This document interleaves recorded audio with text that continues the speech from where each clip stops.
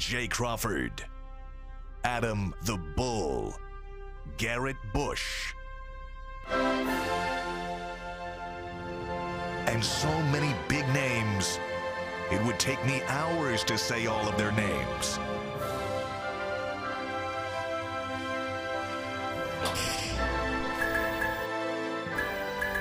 The ultimate Cleveland sports show.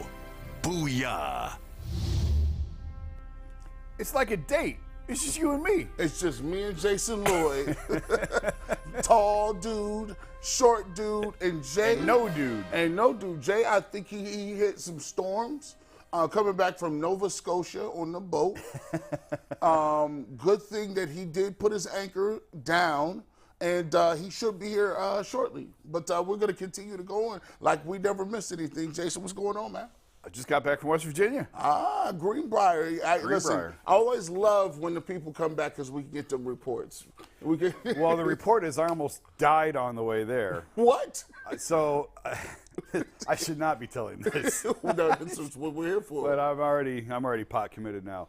So as you guys know, like I still hadn't watched quarterback. Right. So I thought I'll just watch quarterback on the drive down. So I got the phone and I got quarterback, and I was more listening to it than watching. Right. Okay. Yeah. You know, like like a little bit. Yeah, a lot of it. You know, you're just listening, and you're going, and it's like, you know. So my kids had a swim meet and or a banquet, swim banquet. So I left at like 8:00, 8:30 Wednesday night to drive down there.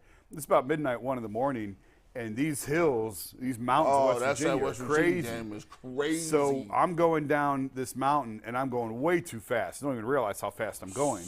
And watching quarterback, and all of a sudden, like, the road goes like that, and I'm going way too fast. Hit the brakes, car's fishtailing, I'm almost going out the side of the mountain. What? So, yeah. And you know good and well in West Virginia, that's called Two Hands Highway. I almost Miles Garretted it. Almost Miles. I saw that you were watching that while you were driving back and forth to camp and are texting, and I thought, surely he's kidding. Yeah, No. or maybe he pulled a Jay Crawford. Maybe his son's driving. I mean, what else? It's like a 6-hour drive. What else am I supposed to do? I'm gonna Not watch TV. I'm gonna watch quarterback. I'm like, do you got that in the headrest or the DVD or? Was it good? It was great. Yeah. Watch the whole thing? Yeah, I watched all 8 episodes. Driving to. Excuse me, officer, why did you pull me over? You're watching TV.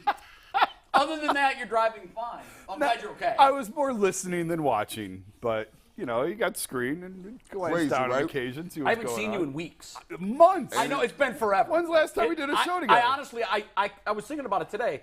I think it's been since May. Probably. Good Lord. How you been? Good.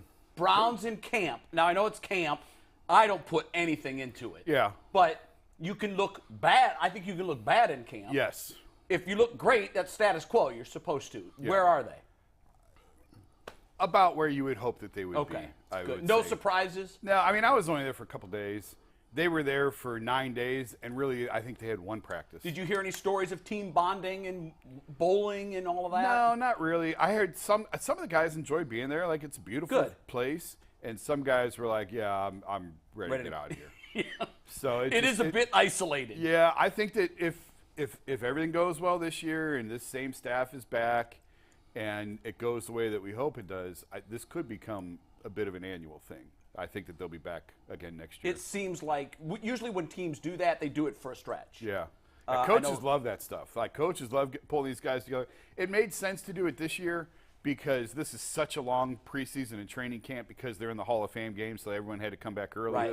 So this was a nice way to sort of ease into it. And break up the monotony Break up the monotony of the camp, absolutely. So that's good. Yeah. All right, Earl, we got to throw it to you. You've got some news about maybe they're not done at D-tackle. So what do you have? Well, first things first, good morning, man. It's good to see you. I don't think I've seen you in a while either. Good to see the crew in here. Jason, I'm glad you made it back safely. G, you're always here. Nice haircut. You like his haircut, Jay? Fresh. Too fresh, too fresh. Fresh. All right, so let's get into it. So, Jay, this No morning, hat needed. No. I like it. So this morning, me and Anthony getting ready for the show, and we seen that reports dropped that defensive tackle Shelby Harris is in Cleveland today, visiting with the Cleveland Browns. What you think about that? I have to confess, I know him as a good player. haven't followed his career closely. I'm not going to sit here and pretend like I have. I've always known him to be a quality contributor. Other than that, Jason, what do you got on this guy? Is this a good move if they indeed bring him in? Well, my wife just texted me, seriously, what the F is wrong with you? I hadn't told her about the. Always listen. Sorry, honey. Always listen. It's a good way to come clean because you're not next to her. I know, right? You know, she and can't. the smoke will clear by the time I get home. I It'll be hope fine. so. But she's right. The Shelby thing, the first thing I thought was, well, they just had 9 days in West Virginia, 8 practices, and their first day back in Berea, they're inviting someone in. Clearly, they don't like what they saw in the interior. It's pretty obvious, right? Like, they had 8 days on the field to view what they have, and they still don't like it, or they still think that there's room The for message is improvement. this isn't going to get it done. Yeah. So, you know, Harris has actually had some success in the pass rush as well. Yeah. From interior, he's active with his hands. So, yeah, fine. Take Kick a look the at tires guy. on him. What the heck? Take a look at him and see if there's anything I think, left. to me, the bigger point is, and when I saw this morning, my first thought was your first thought. I thought, you don't bring in reinforcements at quarterback. They think they've got their guy. Right. No, they don't. So to me, I think it was an moment. Yeah, I don't think they like the mix of the skill sets with the D tackles. You know, like if you're putting. What do you mean by that? Too many of the same kind of guy? Like Tommy Togiai is not gonna rush the passer. That's just not his forte. Tommy right? Togiai is not going to be on this team. There you go. Doesn't seem like it. They want guys that are explosive, out of their stance, disruptive right now. There's no traditional one technique guy where, hey, I'm gonna just play my gap and be in my gap and try to hunker down and not get blown off. No. You got to be violent. You got to be back in the line of scrimmage. And it's even worse because when you get Zadarius Smith and you get Myles Garrett and you see the level of get off that they're getting because they're very explosive. It's glaring when your defensive tackles aren't doing that. Sure. So they're like, all right, well, let me get. Is that what Schwartz likes, by the way? All of his guys up front to be in the backfield. In the backfield, you got to be back there because here's the thing: you're going to stop the run on the way to the quarterback. You're not going to be playing run. You're going to be playing to disrupt it. Like we've seen, and it's the first time the Browns have even approached this defense before. It's like, okay, well, we're going to try to be in our gaps. We're going to try to figure out what you're going to run or pass, and we're going to let the linebackers make some plays. Now it's different. Now it's a difference between playing laterally 1-2 steps and figuring out by putting 2 feet. And replacing the heels of the guys up front. That means I've gained 2 yards. Right. So now the back has to cut 2-3 times. He has to make a move. Before, how many times have we seen a running back get the ball, and you're like, man, this dude, he got 3 yards already, and I don't see nobody declaring. This is going to be a defense where they're gonna have to have another defensive tackle that is nasty and can get upfield. Did you do any research on Harris? Do you have anything to add about? I mean, I've just known him to be a guy that's contributed. I haven't seen any, if you put the tape on, I'm like, he doesn't jump out as a guy that's going to be some dude that's going to be like an All-American or some All-Pro guy. Right. But he has the body. He has a different body type.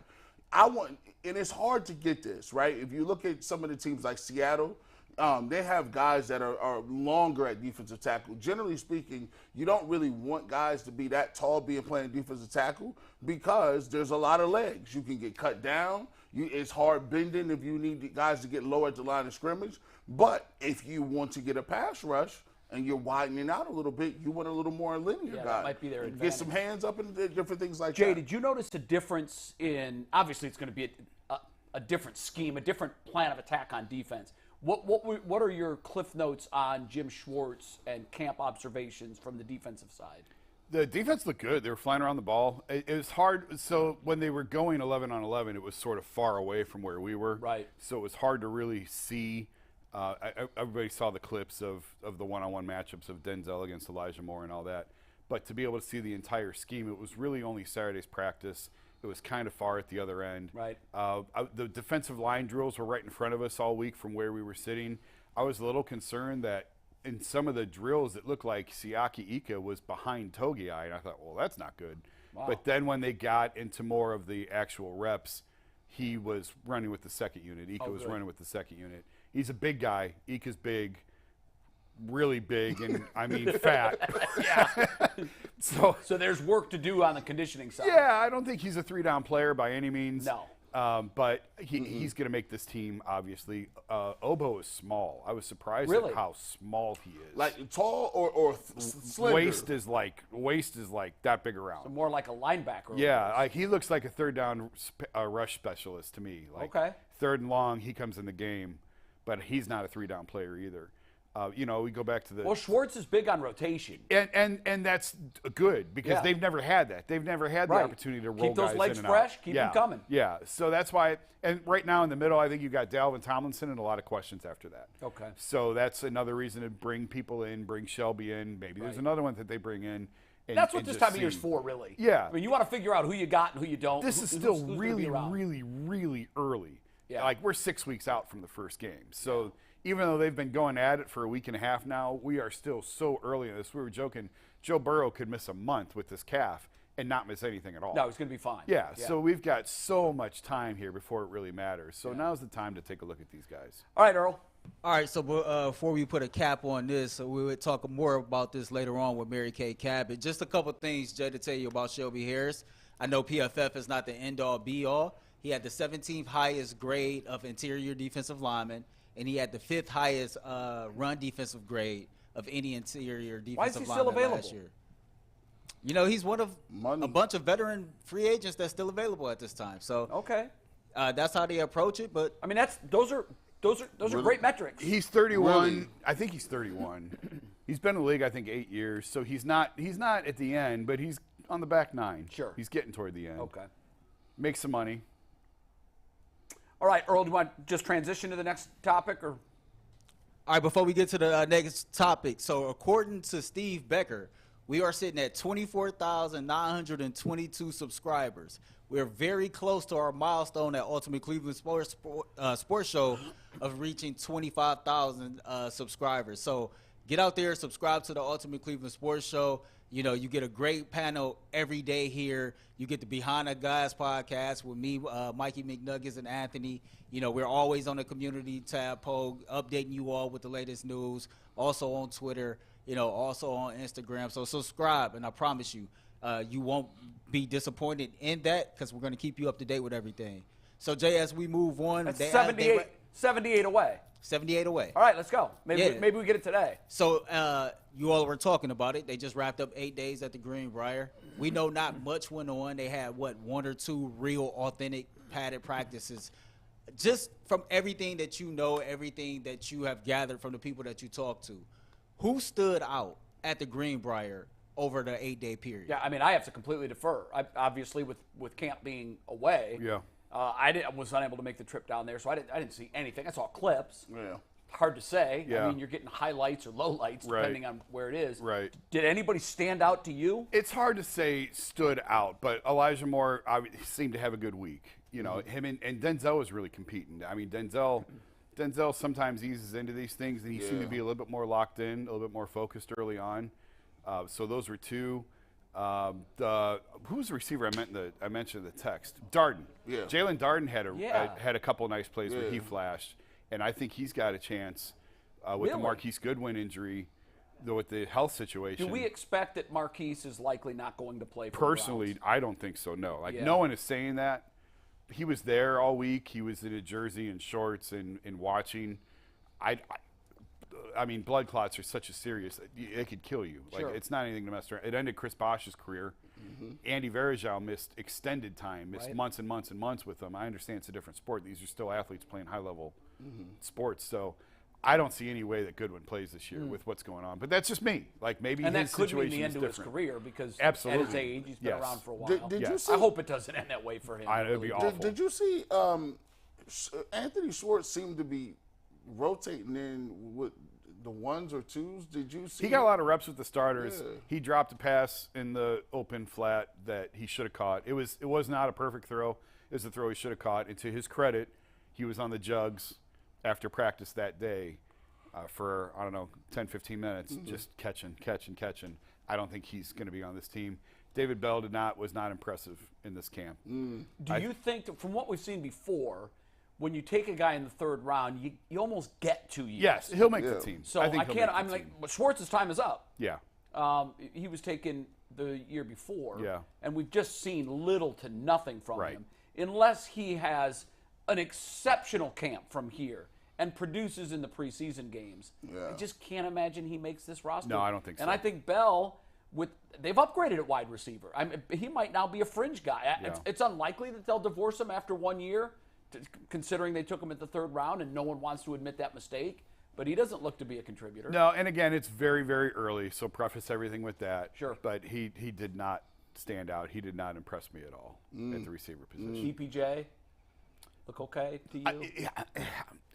Didn't do anything that really stood out. Didn't do anything Good or that was bad awful. either way? Yeah, Yeah. he was just sort of a guy that was there. And I would say that for a lot of them. That's what a lot of I don't want to say most guys. A lot of guys come to camp, particularly the veterans that know they're not fighting for a spot, and they look at this as the necessary evil. We got to go through it. So it's really hard. That's why it's so hard to judge, because even if a rookie has an exceptional route against a veteran corner, you don't know what that, was the veteran corner just sort of going through the motions? Right. And so you really can't tell until you get into the preseason games. Right. And Jay, even then, with the newer mentality of how teams play their guys in the preseason, week 1 is a pop quiz. Yeah. It really is. For 32 teams, it's okay, what do we really have? Right. Yeah, what you really run it. There was a camp. I think it was I think it was like my senior year. Like we had the longest camp in the NCAA, and our coaches used to highlight it all the time.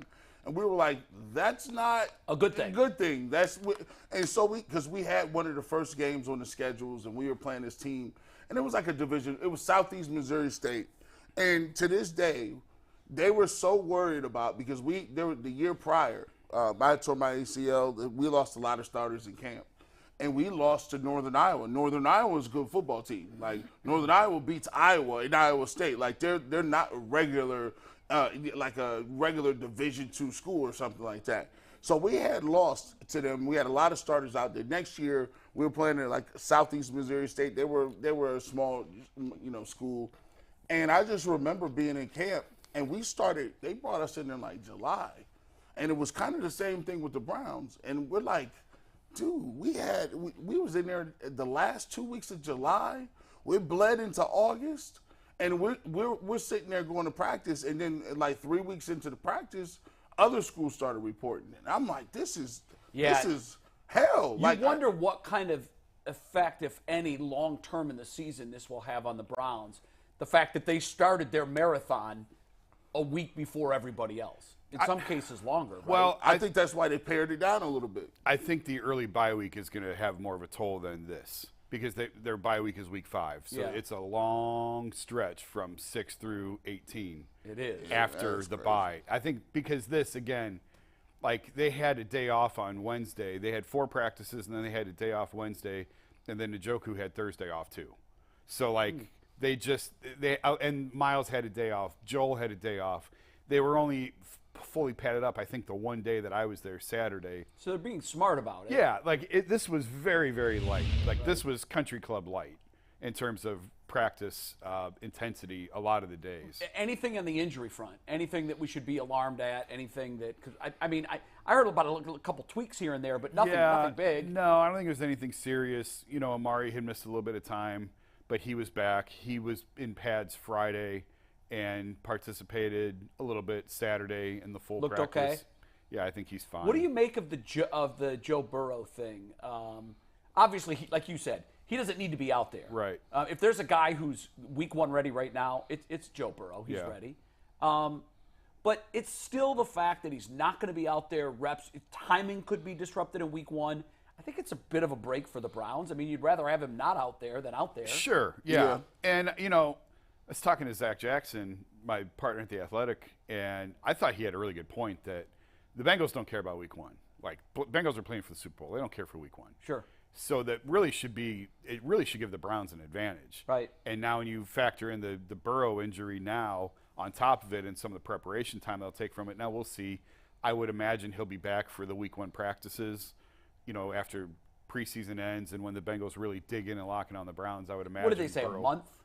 Weeks, multiple weeks. Yeah. So I would factor it. We're probably not going to see him for a month. Which I mean, is fine. what I was thinking is you might see him for a series or two for the last preseason game. Yeah. And then he's done, obviously. Yeah, I haven't seen their schedule. I don't know how much time they have between their last preseason game. Well, aren't and then all the the Browns. last preseason games on the same day, so nobody has an advantage rest-wise? Oh, I didn't look at that. I think they're all on Saturday. Okay. The last Saturday of the preseason. All right. They used to be. It wouldn't shock me if he doesn't take a snap at all in the Really? preseason. Yeah. I don't think. I mean, he doesn't really need needs it, No. and you don't want to risk it. No. But the other thing, too, is the fact that there was a tweak there. Yeah. I would at least want to get him some kind of activity and reps so he doesn't come off of it cold again in week one and you have a Right. repeat. Right. I've had the calf blowout before. It feels like you've been sniped. Yeah. I mean, you Yeah. don't even – I actually turned around. I thought someone had thrown a ball at my calf. Yeah. I felt a physical Yeah. jolt against Yeah. my calf, and I couldn't put any weight on it at all. And None. I it's was a completely done. miserable injury for pro athletes because it seems like it wouldn't be that big of a deal. You rest it and you're fine. But the high rate of re-aggravation Sure. is just enormous. That these guys, it's just something that just lingers. Especially, I know a bunch of baseball players that have a calf injury in April and then it triggers in June. Yep, it and doesn't now go you're out away. another 6 weeks. Yeah. So this could be something that lingers for them. Obviously, it's good news for him. It's not an Achilles or anything that's going to knock him out for an entire season.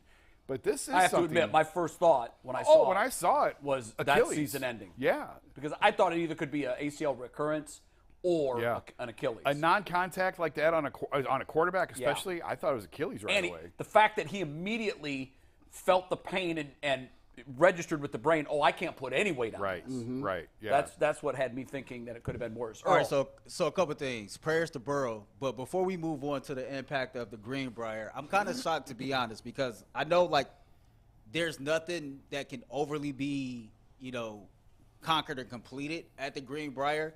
But I think based on what we did see, I thought it was a couple interesting things that did stand out. I thought Elijah Moore, the way he was being used, you look on Twitter, you see a lot of the videos, you see a lot of people who were out there, including Jason. He said that the matchups between him and Denzel Ward was fun.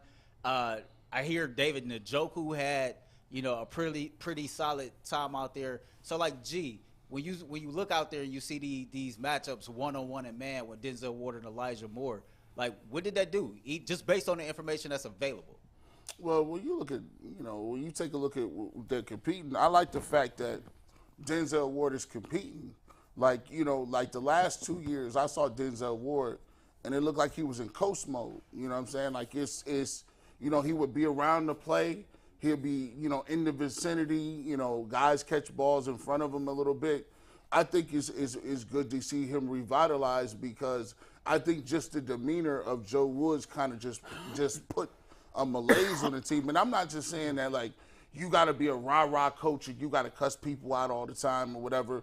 But I do know, there's a difference between having a coach that is kind of laid back and just, if you guys get beat, he'll make adjustments. But it's a different look from when a guy comes in and it's no, I need attack all the time. You got to be aggressive. I want you going after the football.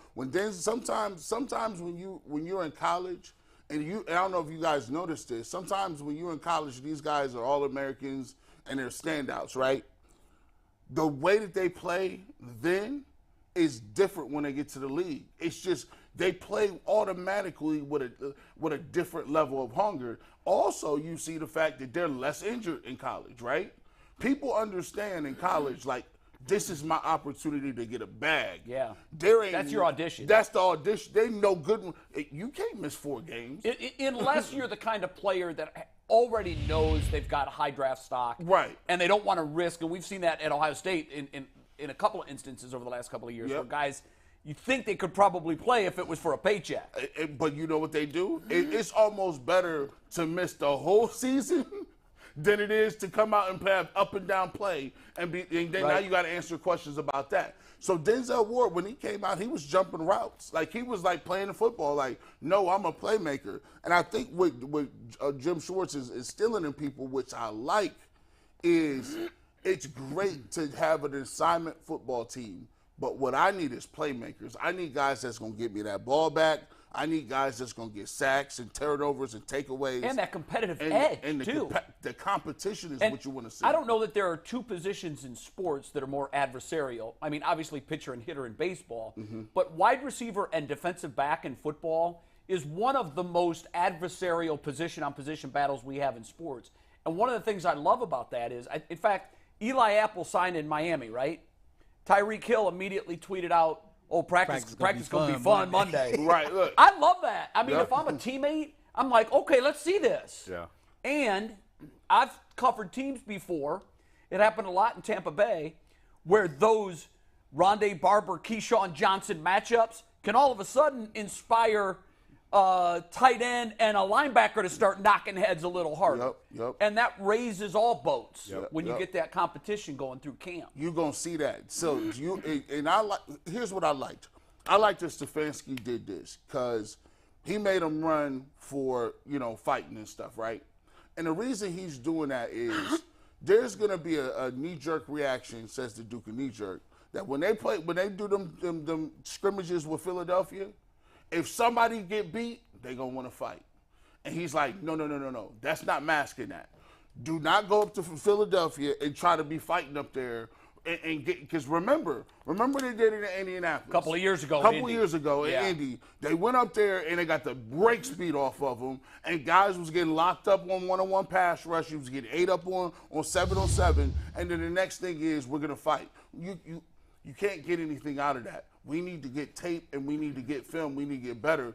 So I'm glad he told him, listen, don't be doing all this extra stuff. Yes, everyone fights a little while, but stop. Let's get some real work in here. That was Freddie being completely overmatched and not having any idea what he was doing. It was Freddie being a high school football coach instead of an NFL Turn his hat coach. around backwards and saying, Exactly. let's get after it. And it was like internally applauded after the first one. Yeah. And so what did you expect all the other guys were going to do? Just ridiculous. I was there. I think, were you there? No, I wasn't there. I was there that day, and I remember talking to Tony Dungy because he was there observing and talking to all of his buddies on the Colts. And Tony and I were standing next to each other when one of them broke out.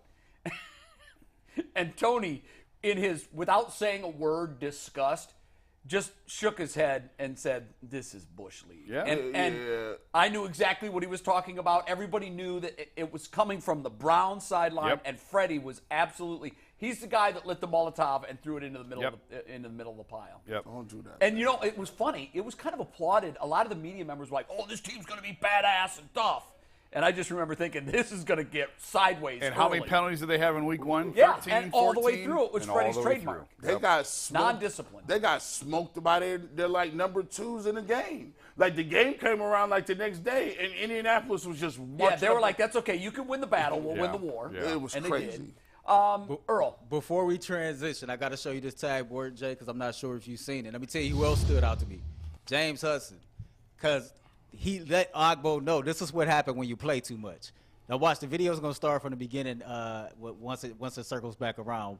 I thought this was hilarious, but the biggest standout right here. Check this out. Oh, that was some little kid stuff. I don't know what That was he some little thinking. kid stuff.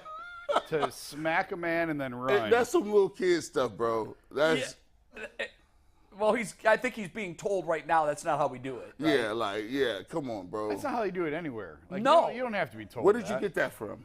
Who told you that? I mean, that's insane. I don't know that I've ever seen anything like that. Man, it was crazy. So listen, before we move on, as ethically put, we chasing subscribers. We just picked up 3 more. Steve Becker just texted, so definitely looking forward to it. Let's see if we can get that breaking news that we hit 25K before we get to the end of the show today. So moving on to the next topic, Jay, you and Jason kind of got into it a little bit. There's not much to be done on the field. The Greenbrier was pretty much for team chemistry, team bonding, and breaking up the everyday of way how you do things. Is there an impact to be had on a team overall for the season for that early time spent out there? I think so. Whether or not they captured it, I don't know. But It's team bonding. It's day camp. It's whatever you want to call it. Kumbaya. It's everyone just. But it can work. It can work. I mean, you weren't here Friday when I talked about, or was this? It was maybe last Monday because I was off Friday. Last Monday, I talked about how the Bucks, after having really good teams and beating their heads against the wall with the same results, training at the University of Tampa, decided they were going to move it to Disney. And the whole vibe changed. Yeah. And they won a Super Bowl. Yeah. You know, and I'm not for a second suggesting that, that's the move that did it. Greenbrier wins the Super Bowl. But when Gruden came in, there was a new sheriff in town. There was a lot of yelling and screaming where Tony was doing a lot of whispering and backpatting. It got real, and it got real quickly. And there was some bonding that took place. How much that played into the Bucs winning the Super Bowl, I'm going to run into Rondé Barber. We're doing our 5 o'clock show at Canton all week this week. So I'm sure I'll talk to Rondé. I'll ask Rondé that question. What difference did it make moving camp to Disney? Yeah. And what impact in the grand scheme of things did that have on team building, if any? I don't know. Yeah, it's one of those immeasurables that it can't hurt. Well, I guess it could, but usually it helps. To what degree, it's hard to quantify, but it gets people. I mean, it's as simple as when I took the Little League team and we all went to main event and they all spent time together. And it's just that cohesion, being together, being a unit at the Greenbrier. It really works at that level. Well, yeah, it for sure works at that level. Yeah. But at the Greenbrier, it's a glorified prison. They can't go anywhere. Yeah. It's a really rich prison. Were they all without cars, or did they all drive themselves there? No, they flew. So they the all team flew as a there. team. So they were Yeah. all without cars. Yeah, the team flew there. That's I'm sure they could take Ubers and leave if they wanted to. Right. I think they were done for the day around 7 p.m. is all the meetings were over with. Some guys were saying that they were done around 5. Other guys were done around 7. And so they had a little downtime in the evening. But for the most part, they were there. They were all locked in together. It works. Like we used to do, like in college, we used to always. So when you, and I'm guessing it's like that in the league, everything is so specialized. Everything is so individualized. So I'm just with defensive linemen, right? But sometimes it got broke down. Defensive ends and defensive tackles was in units. So they would only be with defensive tackles. And you very rarely even saw the head coach. The head coach. So your group was 4 or 5 It's people 4 or that 5 you were people interacting at with. all times. You lifted with those people. You ate. So what we did is we were after we went 1-10, right? Like people were just like it was bad. Like the morale, people hated each other. Like it was not hated each other, but it was like, man, like you go 1-10, that's like crazy. It's just Losing's a shot. miserable. It's a shot to get you. Like when somebody said, "Did you?" When somebody like Imani Bay said he lost his love for the game, I said, "Boy, I lost my love for the game every other week at OU because you, especially if you come from somewhere where you win a lot." And a lot of these kids, right, come from programs they've never lost. They coming from Oklahomas and Ohio State to Texas and all that stuff. So what we did is we got the offensive line and the defensive line, right? And because we're the trenches, we need to come together. And generally speaking, there's a mix, right? Most of the defensive linemen are black. Most of the offensive linemen are white. So what we did is every single Friday we would pick a different place where we would all go eat. Like, oh wow! Every Friday we would. One day is KFC, Chinese buffet spot. So everybody individually got to pick it throughout the season. And so what we started doing is we started doing that in the off season. So it wasn't just on the road. We started doing that like when football season, we in spring ball. And what we found was it grows your group. Yeah, like we didn't panic. It wasn't if somebody made a mistake, it wasn't crazy or nothing like that. But it showed like in times where you may be down some points or you may need a score. It wasn't like, oh, it's the offense versus the defense. Like we was all pulling together. And there's a couple of games I think we wouldn't have won if we wouldn't have had that kind of camaraderie. So it can work. It's just about whether or not people commit to it. Because some people are going to say, oh, that's cheesy and corny. Just throw me the football and I'll get a touchdown and we'll be all right. But it's kind of like when we took Chris Haynes and made him do white people things when he was on the Cavs beat. For real? That's great. You got to. We'd go to Oklahoma City and listen to grunge music and throw darts. Right. we made him do all kinds of white people things. Right. But y'all be adventurous, too. Y'all do some stuff. You be like, man, they were like, so I'm going to take my aunts. My aunts is getting old. I'm going to have an aunts weekend at my house, and I'm going to take them to a panic room. Now, black people don't like being, when I say panic, they're like, no, we don't go to that. I said, they lock you in a room. No, we're not going to go to that. I had to convince them, they will let you out. There's a person there. They are not trying to put us back in slavery. We ready? It's okay. We can leave. I can understand the apprehension, especially for older folks. They're civil rights people. Whoa. I mean, they saw things. They was like, no. But so out of there, we try to get them out of their comfort zone. Did you do that with them yet? No, it's next week. It's coming please up. tape that. Yeah, they don't know it's all for the internet. It's all content. Y'all don't even know that. My hope is that they come together as a group. I think that one of the things that I'm really anxious to see. Oh, did you notice a difference in Stefanski at all? Same guy. Nope. I tried to ask him 3 times. He said no. Same guy. Same dude. It's interesting. Same guy. Because I know a lot of coaches do sort of self-inspect. Yeah. After a year, he's had 2 really down years. Yeah. And I would think that at some point it's human nature. You have to, when hitters aren't hitting, they look at tape. What am I doing? Yeah. When pitchers are losing command, what am I doing? So I would think there's been a period of self-inspection. Oh, for sure. I'm sure there has been, And yes. I was wondering, had it manifested itself in anything that you saw? He's let his guard down around the media a little bit more than he ever did in the past. In terms of coaching, I think he's the same. The difference is going to come in the playbook and the plays that they run with Deshaun, a full offseason now, no more distractions. And we won't know that till That's the exactly end of right. September. That's exactly Really. right. So, but in terms of who he is who he is. He's comfortable in who he is, and he's not going to change.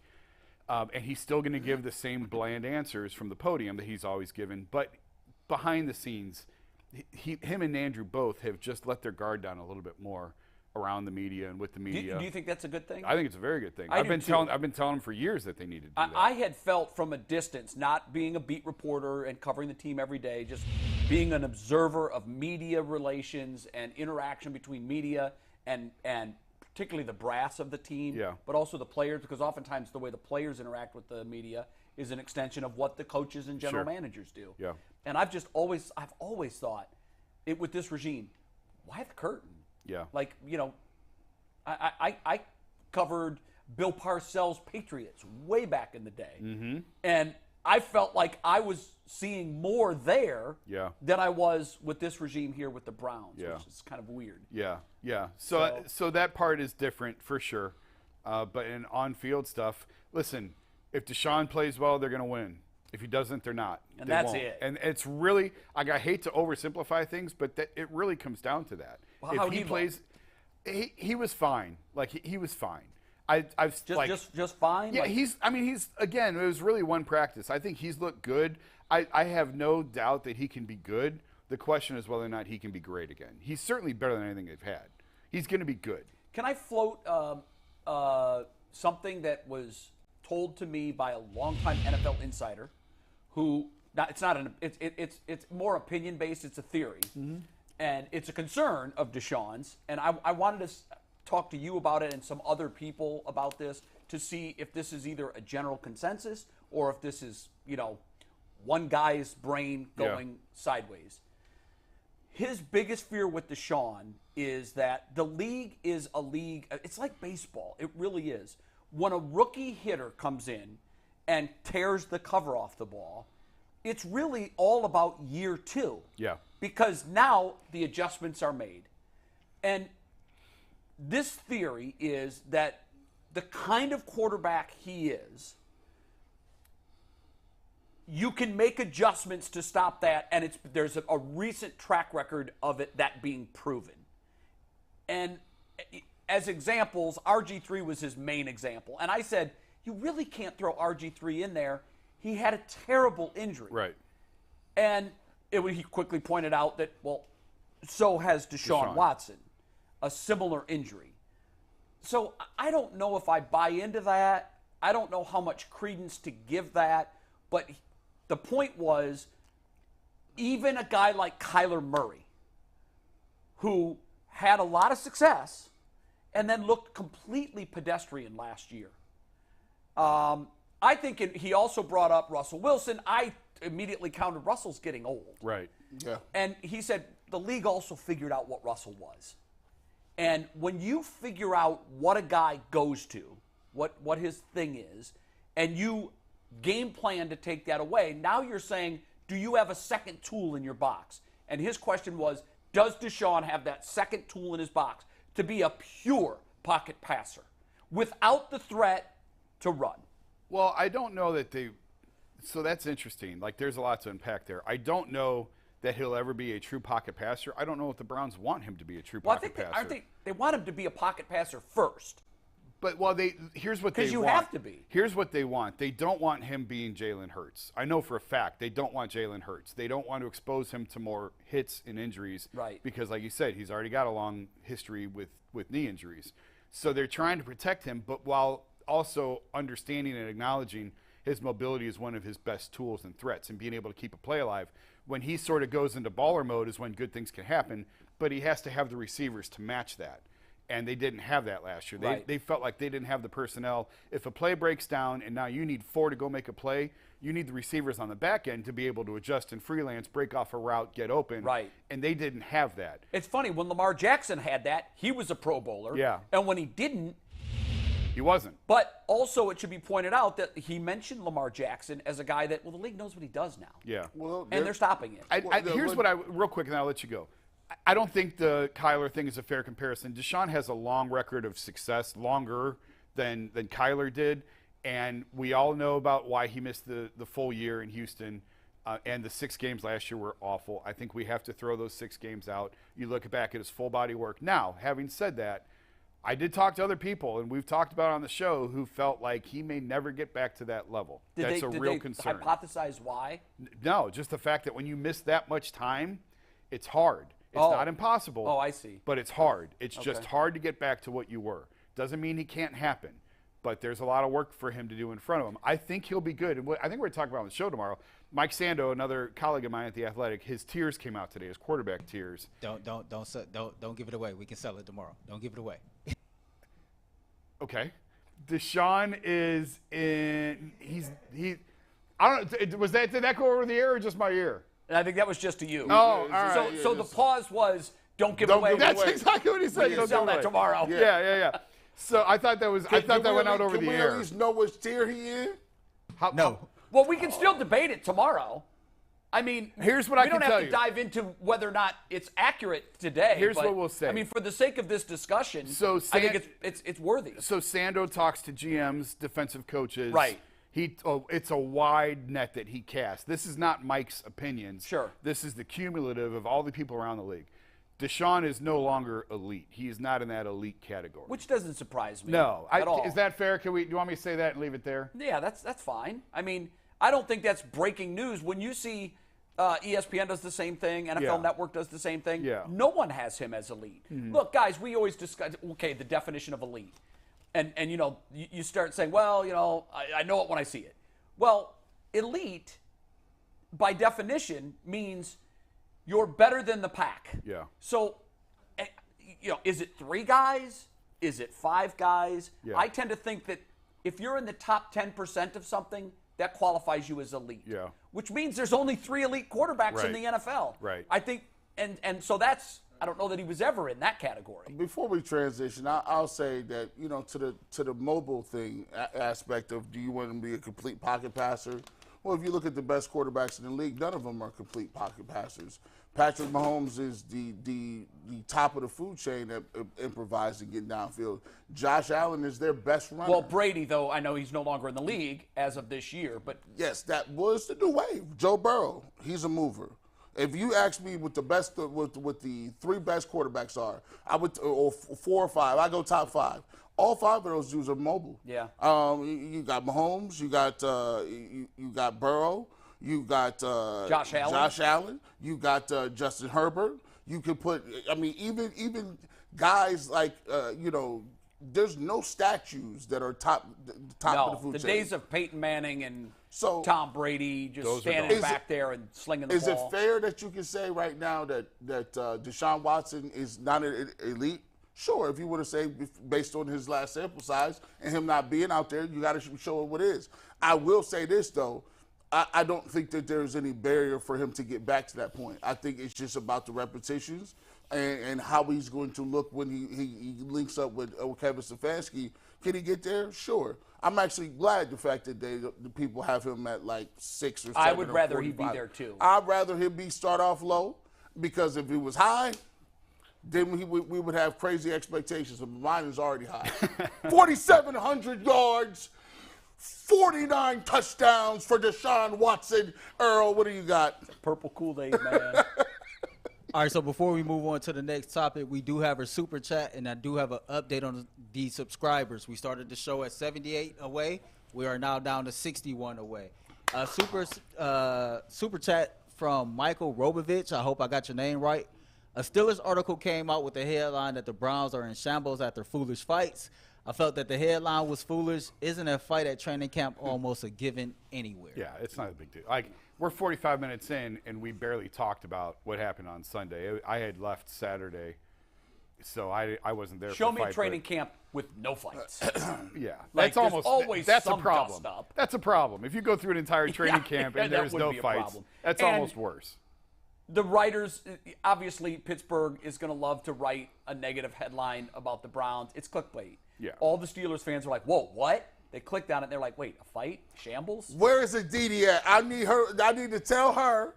She's back this week, right? Aditi will be with us on Thursday. Okay, So yes. everybody knows we've been doing this 32 and 32. Jay, I'm going to fill you in on this. I don't think you've been here. I haven't. So the production crew came up with the idea to list the most 32 important players for the Cleveland Browns in the 32 shows ahead of the first game of the season. Were these ranked in order, 32 to 1? 32 to 1. Wow. And it was a way for us to honor Jim Brown at the same time. So today we have a short conversation on number 28 on this list, Rodney McLeod. Rodney McLeod is a guy who's played with Jim Shorts before.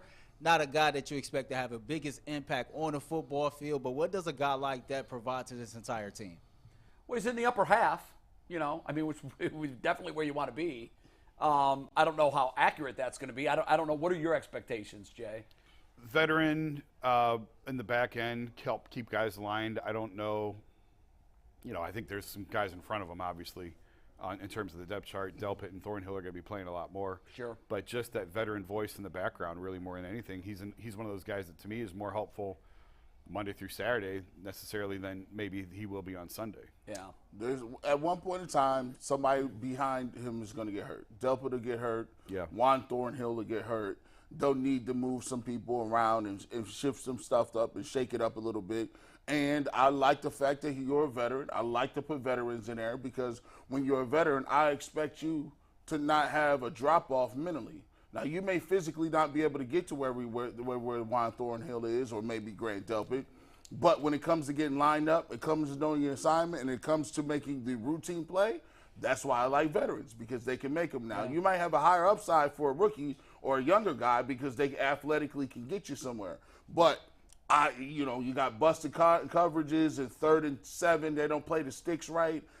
That's why I like to have guys like Rodney McLeod back there. And that's why I like to have veterans in general, because they know what to do. And so if somebody gets hurt, you don't have that huge drop-off or big plays happening because you're not locked in and not knowing what you're doing. I always call guys like this like assistant teachers. Yeah. You know how when you would go to class, sometimes the teacher would have a student from a college who had to do their assisted teaching, learning, whatever, and they were there, and you respected them. They weren't running the show, but they were there to help sort of keep everybody in the middle. And when the Bucs won their Super Bowl, before the season, they brought in Lomas Brown. And a lot of folks were like, Lomas Brown? Why? Why Lomas Brown? They had Kenyatta Walker on the team that they had drafted who was young, and they didn't need much help at that position, but it was really for what Jason just said. It was more for Monday through Saturday. Yep. It was how to be a professional 101. Man. Because there were some issues with some players in that group on how to be a professional.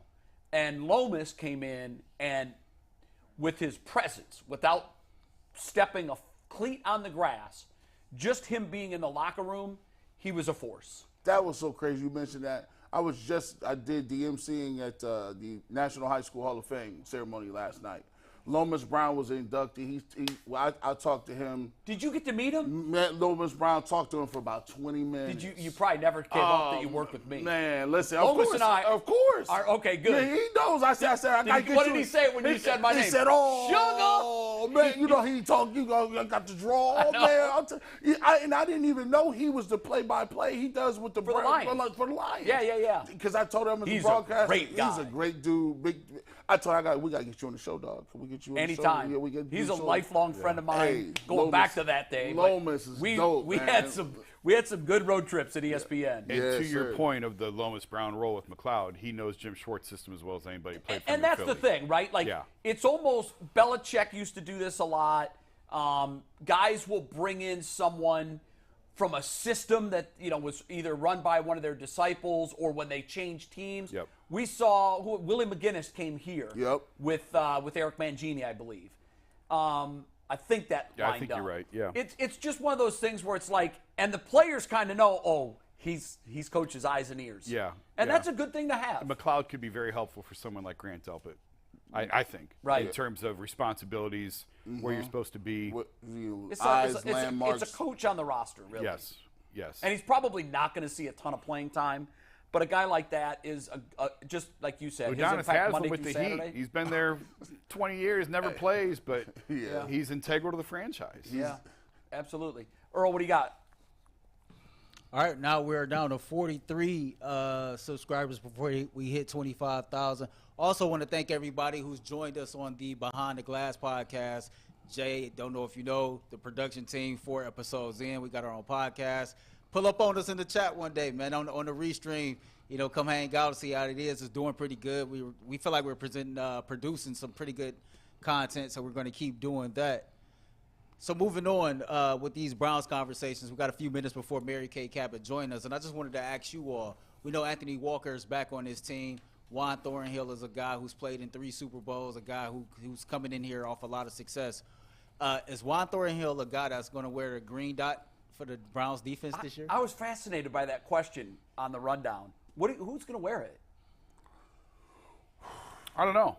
I don't either. And I don't think there's any way we can guess. Yeah. Because we don't know what Jim's going to do. Yeah. Like, we don't know. Is he going to give preference to a guy like Awok who was here? Right. I don't know. Maybe not. Right. But, I've said a couple times, the linebacker, now this doesn't preclude him from wearing the green dot, but the linebacker is not as integral to the defensive scheme in his system as do we even maybe have in some of the linebackers others. anymore? Well, they do. Yeah, they're out there hanging So, out. Thornhill would be a fine choice. Yeah. I think that'd be fine. What would it say, though, to all of the guys on the team that have been here, that a newbie comes in and gets it? Well, they're all new in the system. They are, but they're guys that have worn this helmet for years. Yeah, but I think that Thornhill brings a lot. He's won Super Bowls in Kansas City. Yeah. He brings that level of veteran leadership and play. So part of me also thinks we make too big of a deal about the I green do dot. too. It's not as big a deal as we make up. I don't think. Yeah. But because the reality is you're supposed to be doing what everybody do. That's the expectation. And I know if it's in college, we used to have to write not only when we go over our game plan, he call out a play, and we'd have to write what the whole front seven would do. Right. That's everybody. Gaps, fits, because you didn't even know where it was at. So if you're a safety and you calling the plays, you should know what the corners, the nickels, the boundary corner, the strongest Especially the defensive backs. Especially the DBs. Because last year all that. they weren't on the wrong page. There were guys reading from different books last year, and that was, I think, one of the most disturbing things of the entire season. Was you've got guys that some veterans, some guys that have been around a year or two, that had looked better. That all of a sudden everybody was looking around going, "Wasn't my guy." I was where I was supposed. That was really troubling. And I don't. And here's what I don't like either. I didn't like the fact that they said the schemes was too complicated, so we just gonna pare it down. I said, listen, man, when you playing against some of them, when I watched that quarterback show, right? And you watch how While you're driving? Yeah, not while I was driving. I was at the comfort of my own home. My mom is yelling at me now in text. Everyone should. It's not They just should. you were watching it. You were driving it, as G said, on two-hand highway. Bro, that's like, two. When you're driving to West But Virginia, no. the idea of a straight road is your driveway. Like, nothing is straight in West Virginia. Them truckers been driving on 2 hours sleep. Amazon that told them they got to get it there today. Said, no, now we need it today. And here's Jay Watson, quarterback. Now my mom's yelling at me, but go ahead. When you see that when you see the mad scientists and how they be preparing and writing it down and doing what they do, even the dudes like Kirk Cousins, you start to understand that you have to just be as sophisticated as they are.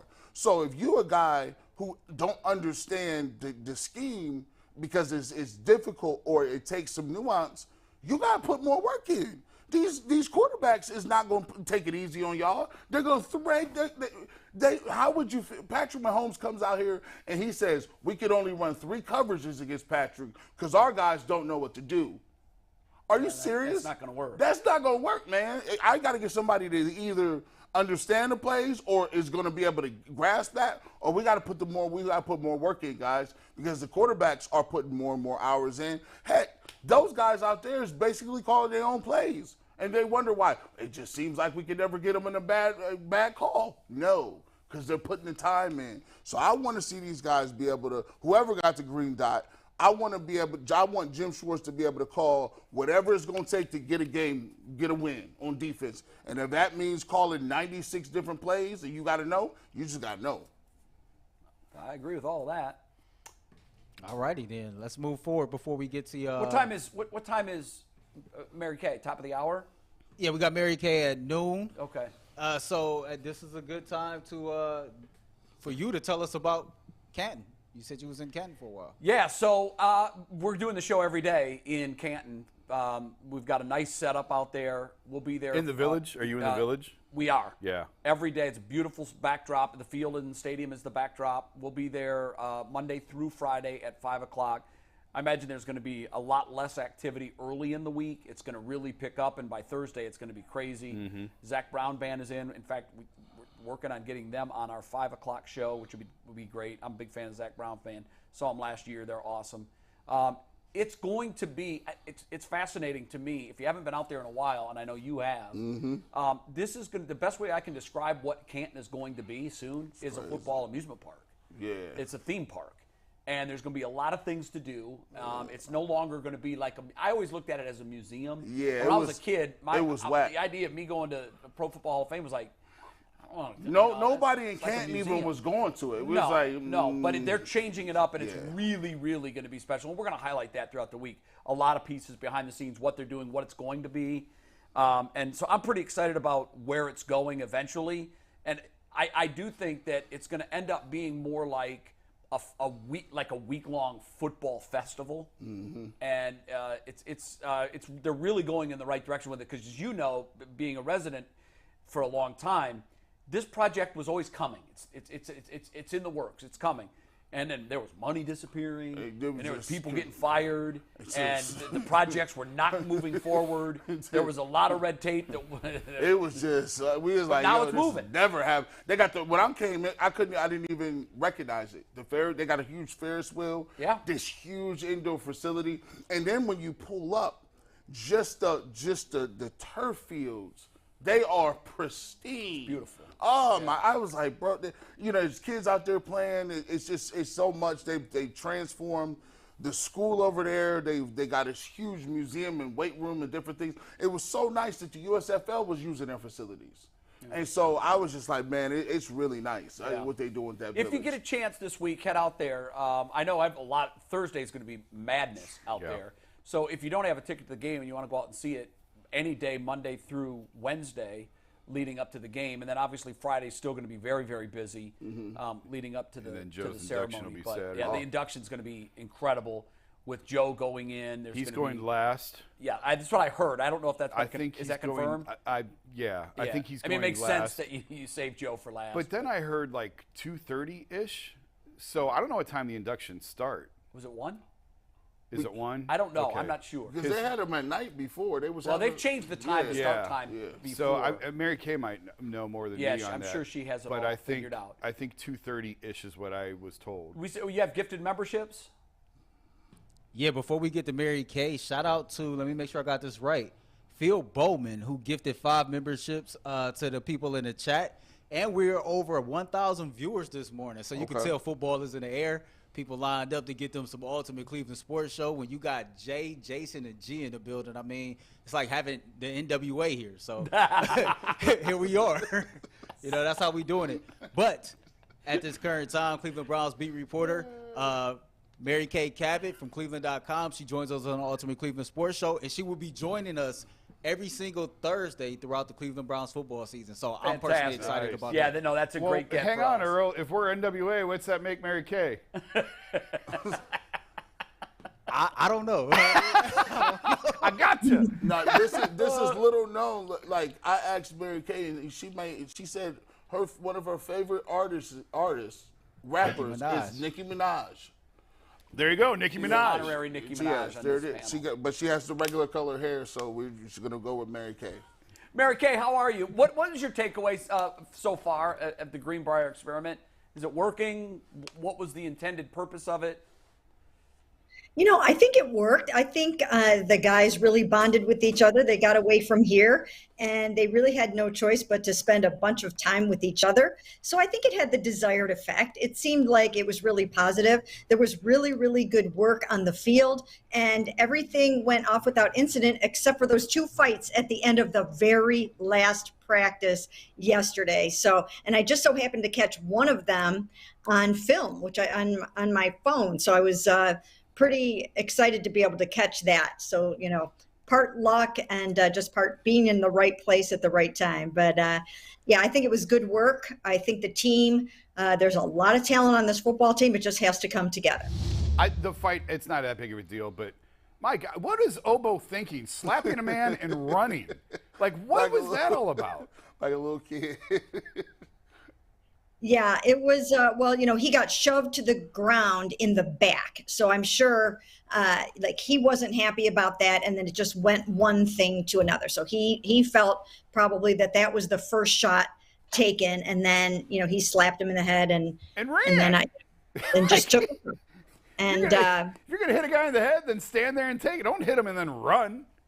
it was very interesting. But the funny part about it, not funny, but when you're standing outside in the very, very bright sun and you have a little iPhone in your hand, you're looking through this iPhone and you can't see what you're even really filming. You're just hoping that maybe you're getting something halfway decent. And so I didn't know what I had until after I really looked at it. And then I realized, oh my goodness, not only do I have the punch, but I have the shove and the slap too. Yeah. And so I couldn't believe that the whole thing was on there so you could see, why that all happened. And Mary Kay, how did you think Watson looked? How, was he crisp? Was he sharp? How did he look? Did he look like he had a grasp of the offense? Yeah, he's got a great grasp of the offense. As we all know, he's got tremendous athleticism, tremendous agility. He's got all of those things.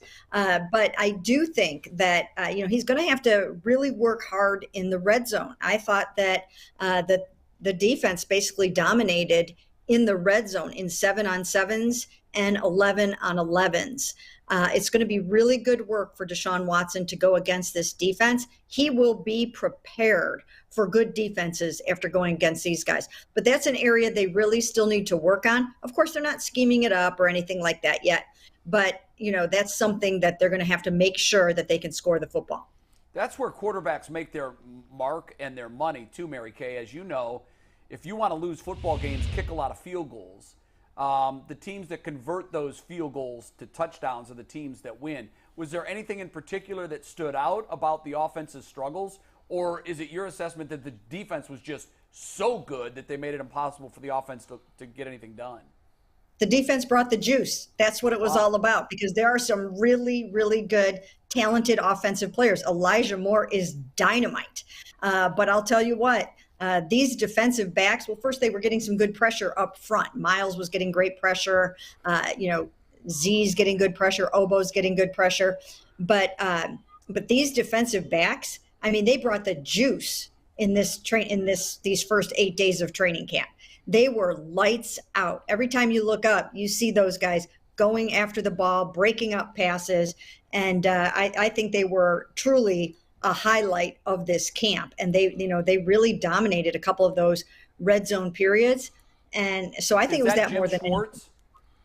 Yes, I think so. It's talent and it's Jim Schwartz. I mean, you've got some really good guys back there. Martin Emerson has taken a step up in his second season. He's an excellent cornerback. Greg Newsome, he's got his head back in the game, and it looks like he's ready to really take his game up to the next level. Juan Thornhill has been amazing. So you've got a number of guys back there that are just really ready to set the tone, and I know they want to be the best secondary in the NFL. Mary Kay, the reports that Shelby Harris is visiting today, the first thing that told me is, well, they had 8 days in West Virginia to look at the D tackles, and they must not have liked what they saw, because as soon as they land back in Cleveland, they've got someone coming in for a visit. Is that fair? You know what? I don't know that that's actually the way that it's going down. I mean, these guys are always looking to add talent to the team. I'm sure that Shelby is somebody that has been on the radar for the past couple of months. And now you're getting to the point where you can get some of these guys at a bargain basement price. I mean, when you think about it, you still have Jadeveon Clowney's still out there. John Johnson's out there. So some of these guys are, just making some visits. And, I think that Shelby Harris visited maybe the Broncos yesterday. So he's on a little bit of a free agent tour. So it doesn't really necessarily say to me that, that they just all of a sudden realize that they have some issues there. I think it's that they're realizing that perhaps they have a chance to get a guy at a bargain basement price. Odds that Jadeveon Clowney visits the Browns this week. I don't think that's going to happen. That ship has sailed. But I will pick him up from the airport if he needs a ride. That's nice. That's Interesting. Okay. Hey, we were talking about this whole idea that this camp away from home for them will build team camaraderie and team spirit and that whole thing. We talked on the show last week. I can't remember a time that the Browns ever took training camp outside of the state, or really outside of the immediate Cleveland metro area. What is the history on that? Is this the first time they've done that? For any length of time, yes. I mean, they have gone and practiced against the Bills on the road. We've practiced against the Giants on the road. And this summer, of course, we are heading up to Philadelphia soon to practice against the Eagles on the road in that home and away series. But just in terms of taking it on the road, no, they really haven't done this. And I think they liked how it went, so much so that, we could be heading back to the Greenbrier again next summer. So hopefully everybody had a great time, because, I think there could be, a return performance next year. Well, that media tent, that outhouse were sparkling, so I can't wait to go back. God has some good stuff out there. Yeah, we have a few things that, that maybe, we would like to be a little bit different here and there. Of course, as members of the media, we never like to complain about anything. No. We're always grateful to be doing the job that we have. And we know that a lot of people want to do these jobs. But yeah, there were a few little minor tweaks that we would probably change for next year if we could. Getting to the Hall of Fame game, are we going to see guys like we're going to see some David Bells, we're going to see some Jerome Fords, some Anthony Schwartzes, and do you expect to see more of what's his name? DTR. He has a name, right? Dorian Thompson Robinson. What is his name? They got an acronym for everybody now. Or are you going to see more of Dobbs? You know what? I actually think you'll see more of DTR and Kellen Mond. I don't even know that you're going to see very much of Joshua Dobbs. This is a game for the back end of the roster, for the really young guys to prove that they deserve a spot, that they can hang around. So you are not going to see starters. Now, it's going to be interesting to see. They have to get through a whole game. So you're going to have to play a number of guys that are pretty good. So you will see, the David Bells and some of those guys playing in this game. But you're certainly not going to see Amari Cooper and Elijah Moore and Deshaun Watson in this game on Thursday night. It's going to be the battle of the backups, an opportunity to just kind of get things rolling for the preseason and find out some more about some of these younger players. Having the extra game, do you know how Kevin plans to play everybody through this preseason? Like, at what point will we see Deshaun Watson for any length of time? Well, that's going to be very interesting because they're not going to play in this game, Deshaun and the veterans. And then when they go up to Philadelphia and they practice on 2 occasions on back-to-back days against the Eagles, they get such good work done in those 2 practices. They don't want to play those guys in that game either. So you're leaving only the 2nd game and the 4th preseason game to play your veterans and your starters. The interesting thing about that is in the 4th preseason game, generally, as we all know, that's a game when you do rest your starters and let them get ready for the season. So does that mean that it will only be Deshaun getting some playing time this preseason against Washington? Or will Kevin come back in that 4th preseason game against the Chiefs in Kansas City and give him a couple of series there? It would stand to reason that in order to get your timing down and have your mojo down with all these new receivers and an overhauled offense, that that you might want to get him a little bit more time in these preseason games. But again, we're only probably talking about game 2 and game 4. Especially against Andy Reid, because I think it was last year that Andy had his starters out there for the first half of the entire of the final preseason game. I don't know if you're Kevin. I'd like to see the ones against their ones for a length of time, just to see. And what better yardstick than the Kansas City Chiefs? Yeah, absolutely. And it's almost unfortunate that they won't be playing against the Eagles in that game because the Eagles obviously are so good. And then, as you mentioned, the Chiefs are so good. So you would be getting really, really good work against both of these teams. But sometimes coaches will talk to each other before a game and sort of decide if they're going to play their starters. So, it could be Kevin and Andy could kind of talk to each other ahead of time a little bit and decide what they want to do for that final preseason game, because you don't want to have a third stringer, trying to make a name for himself by, tackling Deshaun Watson low or something like that. So we'll have to see how that goes. Mary Kay, this running back market is off the rails, and when you see what's going on in Indianapolis with Jonathan Taylor now and his back and forth with Jim Irsay, where is this headed, do you think? Is this ever going to come back around for running backs, and what kind of implication will this have on Nick Chubb after this season? Well, I'm glad that the running backs are banding together. There is strength in numbers, and they really are sticking by each other. And we know that Nick Chubb participated in the Zoom call, and those guys have his full support, even though he's the last running back to get a double-digit million extension when he got his in 2010 or 20. I mean, I can't remember when it was now, but not 2010. That was 100 years ago. But 2020 or 2021 is what I meant. But so, that was the last time a running back has gotten that. And, again, I think it's great that they are sticking together the way that they are. But, I just don't know. I don't know if that's going to cause owners to say, hey, we need to really pay these guys. Or if, the league or the union or somebody will be able to come up with something. But right now, this is just the way that it is.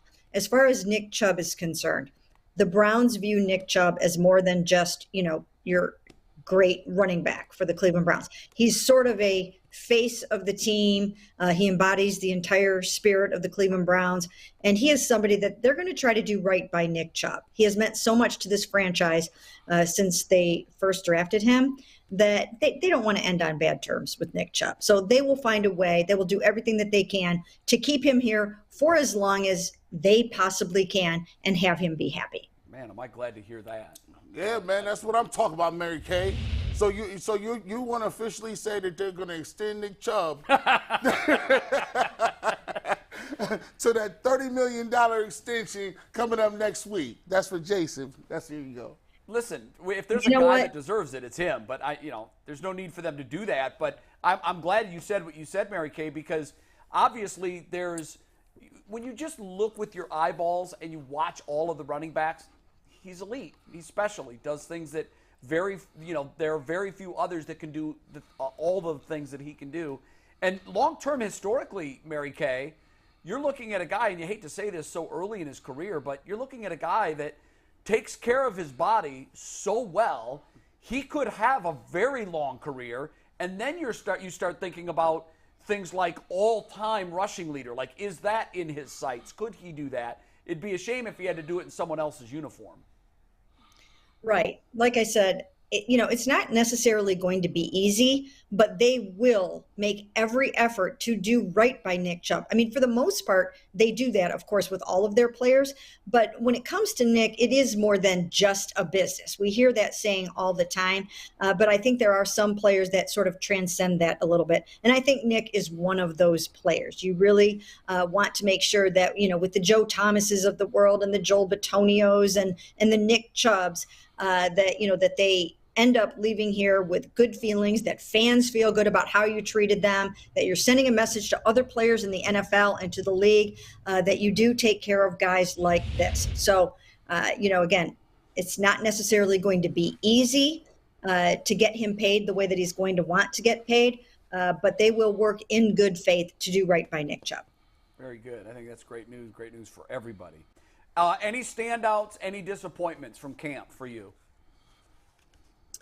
Standouts. I mean, number one, we have to talk about Elijah Moore. He is dynamite, and the connection with Deshaun Watson is very real. I don't think we're overstating it. He's really, really good in so many ways. They're moving him around. They're playing him inside. They're playing him outside. They're running him out of the backfield, and he is just so fun to watch. And I think he potentially is going to have a tremendous, tremendous season. So he did a phenomenal job. Again, from a defensive standpoint, I thought Greg Newsome had a really nice camp. I thought Martin Emerson did, Juan Thornhill, all those guys really did. Grant Delpit. The secondary was definitely standing out. I thought that Myles Garrett, he doesn't even, really have to give 100% in these practices, but, 80% of Myles is still so tough to handle. And he gave Jed Wills all Jed Wills could handle yesterday. I mean, it was a lot. So, so that was one thing to watch. DeJuan Jones, I saw him whip his helmet down yesterday in the practice. And, he expressed a little bit of frustration. He was also sick for a couple of days. So I think he's someone that kind of is going to need to step it up because Tyrone Wheatley Jr. Has gotten some kudos from the staff from what I understand. And DeJuan is someone that's just going to have to keep working at it. He's getting really hard coaching from Bill Callahan, but everybody does. So he's one to keep an eye on. Let me think what else. The whole D-line looks really, really good. I'm a little concerned about the linebackers because of the health of the linebackers. Fill us in more on that. I want to know more about that because I'm very concerned about that. Hell, most of them ended the year hurt last year. Yeah, so you have Anthony Walker Jr. not really doing all that much yet. Sione Takitaki working his way back into the lineup. I did find out on this trip that JOK suffered the dreaded Liz Frank foot injury, right? No. I mean, we didn't really know what it was, and that's what it was. It was the dreaded Liz Frank, and but he was able to get through it without a surgery. Now he is working his way back, and I thought he looked really good out there. So hopefully he won't have any residual injuries from that, and he'll just be able to kind of hit the ground running and get back out there and do a really nice job. But, that area is still a little up in the air because of all the injuries. And that you saying that's what he sustained last year? Last year and through the offseason, he chose not to have the surgery, and he looks like he's back ready to go, dude. Yes. He missed the final 4 games with the Liz Frank foot injury. He had to make a decision on whether or not he wanted to have the surgery. So the fact that he had a choice is a good sign. It wasn't just the only thing is you're going under the knife or forget it. So the fact that he was able to rehab it naturally, which is the way he lives his life anyways, I think that's a really good sign. He looked like he was moving really well on it. There was not a time when he needed to really sit out of practice or anything like that. So, I think he's doing a really nice job. All right, Mary Kay, we certainly appreciate all your knowledge and input. Thank you so much, and we're very much looking forward to you joining us on Thursdays throughout the football season here on the Ultimate Cleveland Sports Show. Great job as always. Thank you. Appreciate you. Thank you, guys. We didn't talk about the mouse.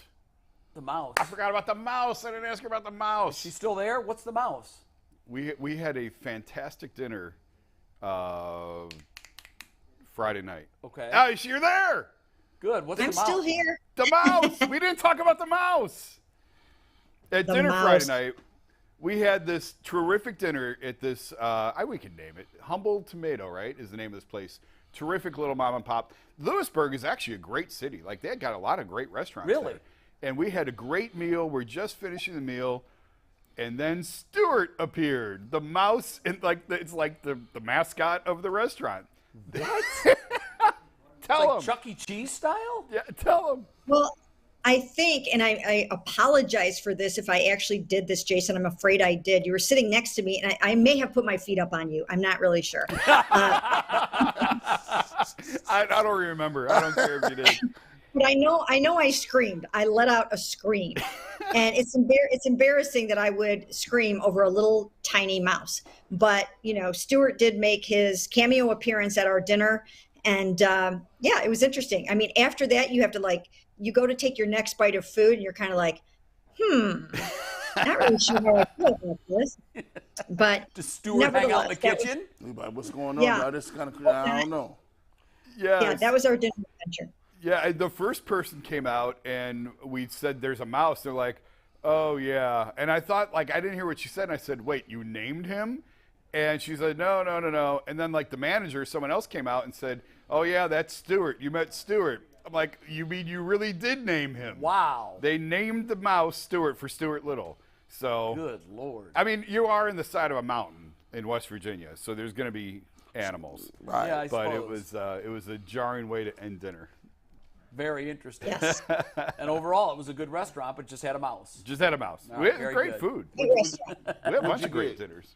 Huh? What'd you get? I got seafood linguine with Nice. mussels and scallops and shrimp. It was terrific. Right. It was With great. a side of mouse hair. Yeah, With a side of mouse there. Mouse A tail. mouse tail. Yeah. All right, Mary Kay, Yeah. thank you. Thank you very much, All Mary right. Kay. Take care, guys. You had some business that you wanted to do? Yeah, so G, you're always in the chat. I know you're always, looking in there. You had a message for the chat. I guess you've seen the viewers to likes. Talk to them. Man, listen, man. I need these likes up, man. You got 1,000. It's 1,000 of y'all. All you gotta do is hit that like button for us, man. That if you ain't got a super chat. If you don't want to do the memberships, we understand that we got you, bro. But you know what? One thing is, likes is free. Go ahead, hit that like button for us. We'll make sure get our content out to everybody and help us continue to get on the road to 25,000. I think we're gonna hit it because the chat is part of the People's Champ, and the People's Champ is the chat. So we continue to do that. And just got an update from Steve Becker. We started off the show 78 away. We're now 40 subscribers away from 25,000. That's a good number, right? Let's keep Yeah. pushing. 25,000? Let's keep Yeah, pushing. just since we've been on the air today. So shout out to everybody who's supporting the Ultimate Cleveland Sports Show brand. Jay, Jason, and G. The Guardians. So this is what I told Jason this morning. I'm a casual fan, right? This is what I found You're very getting more weird. into it, though. I am. The Guardians split with Yeah. a Chicago White Sox team that's so damn near every quality player on their team. Right. And somehow, some way, they gained games on the Minnesota Twins. They're half in the game out of division. first place. I mean, the Twins hit a skid. They came out of the All-Star break. They were red hot. They were hot going into the break. They came out of the break red hot. Rarely does that carry over. And now they've hit a skid. And lo and behold, you've got your Cleveland Guardians. And this is really interesting, Jay, because I can never remember a time in Guardians history where on the eve of the trade deadline, you still didn't know if we're buyers or sellers. I don't know what we are. It's nonsensical. This is a slap fight of a division. It's almost. This is pathetic. It really It is, Jay, but you know what? It's pathetic. I agree. But there are if you win the division, you punch your ticket and you've got a chance. Can you imagine the flag unveiling next year for the 82 and 80 Central Division But champions? what if they go on to win the World Series? Well, I would like that flag. I mean, crazier things have happened, right? Have they? I think they have. Name one. The Braves, And this team the won the Braves World when they won the Series. World Series 2 years ago. Yeah. On August 9th, we're below 500. And we're still in July, and they're 500. But when you look at the shape of this pitching rotation, it's not only in What if shambles. Bieber and McKenzie both come back, though? But, I mean, And they're expected I think to. there's great – are they? I think Yes. there's – Yeah. Bieber will start. Here's the crazy But thing. no, I the mentioned McKenzie this upstairs thing- last week. 80% of the Guardians' starting rotation when they broke camp had 7 wins last week. Now, so between Bieber and McKenzie and Plesac and Quantrill, they had 5 or 6 wins. I don't even think it was 7.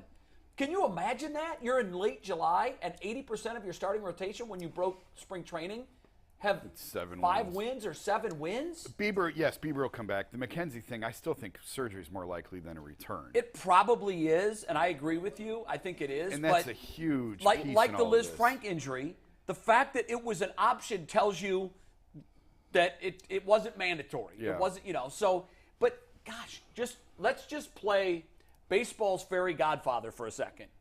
And just imagine this. Savali has been lights out. He's been great. great. I imagine they're going to get calls from 10 to 15 teams about Savali. Probably. Because starting pitchers that have 2 years of control are like a lottery ticket. And he's only making $2.5 million this He's year. making nothing. He'll make what? At most $6 million next year. So are they Yeah, moving him? and he's under control for 2 more full seasons. Yeah. Are they so moving him? They're going to get a lot of – they have to make the decision today or tomorrow. It's a hard. Are we buyers? Are we sellers? I mean, if you want to, if someone wants to overpay for Aaron Savali, because I think we all know who Aaron Savali is. Yeah. He's not durable. He's probably going to break down again at some point. He's on a fantastic tear right now. So he's a good pitcher, though, Jay. I know that you bring up a good point with the fragility, but he is. Yeah. This guy knows how to pitch. Yes, and I would hate to see them move on from him because he's only making $5 to $6 million right, next he's year. a bargain. Where are you going to get pitching for that number? But if a team wants to overpay for him, You could recoup. And you know what? You could. That's my fear is that there's going to be a bidding war for Savali because we saw what the Rangers did. The Rangers are adding arms like it's an arms race. Yeah. The Astros are going to be very active. In fact, I wouldn't be surprised if they made moves today. We play the Astros, right? We're in Houston now. yeah, and Verlander could be on the move. I just can't imagine that they're not going to do something. They're seeing what Texas is doing, Yeah. and they've got to keep up with their Texas neighbor. And so I imagine that you're going to get teams that are in serious bidding wars for Savali. And my hope and my fear is that the temptation is going to be so great that they will decide that we're sellers and they'll move on Savali if the package gets to be big. Here's the problem. If they do, it's officially a wrap for 2022. Well, I mean, it's over. Can't you take? Well, not necessarily, It's right? over. If they continue to pitch the young guys, right, and you do get maybe Bieber back, right? It's not a stretch that the Twins are going to run away from you. You can theoretically go to the playoffs and be a seller, get a bunch of stuff back, and at the same But to time make a playoff run, you're going to need 3 really good arms. And if they move on Savali, like right now, let's just what is a playoff run? Define that. winning more than one round of the playoffs. Oh, okay. Well, in that 'cause case, we've been there and done that. Last year we did that. I'm talking about win it all. Oh, okay. And here's the thing. Okay, I see. If you get one of the divisional titles, you're holding a golden ticket. You don't, you're not a wild card team. Yep. You're holding a golden ticket. If they have, and I know this is wild, way out there stuff, but it's not outside the realm of possibility that Bieber comes back and is Bieber again, and that McKenzie comes back and he's McKenzie again, and Savali can stay healthy and hot. Now, with the front end of the rotation of Bieber, McKenzie, and Savali, I'll take my chances against anybody. We're not going to be favored against the Houstons and the Rangers and any of that. But the favorite doesn't always win in baseball. It's not always about that. And by the way, the bats are. Jose has had a couple of multi-homer games in the last 4 or 5 days. You're starting to see the bats, not be. They were in a slumber the first 60 games, 70 games of the season. I mean, what the hell? Let's make a run when you've got a chance to do it. Baseball, October baseball is so freaking exciting. I had a blast last year. Oh yeah. So Don't rob the fans of another potential experience by dealing Savali and folding your tent for the year. This is tough because It all depends on when they get it going. Like they were just down almost 5 games in the loss. They were down column. 4, almost 4 or 4.5 5, maybe. Yeah, 4.5 maybe. So now they're close. They're half game out. Now it's like, okay, well, what is contending? Because what is contending is, like, in my mind, if you want to just go to the playoffs and play the first round, they could probably win a first round game with either way, whether they trade somebody or they don't. Now, second round games, no, you're not gonna be able. You got to have everybody on deck. You probably have to keep Savali, and with McKenzie, even if he's scheduled to come back, right? Would they really let him throw high leverage? Jay, that's a question for you. High leverage playoff pitches, and you just came off the DL. You only had 2 I think starts. he's either if you're in, you're all in. You're not, on a pitch count. He would come back early on a pitch count, but if he's healthy and he comes back and pitches well, you're going to throw him. Yeah, if you're back, you're back. Yeah. And I don't think that they're going to activate him September 30th.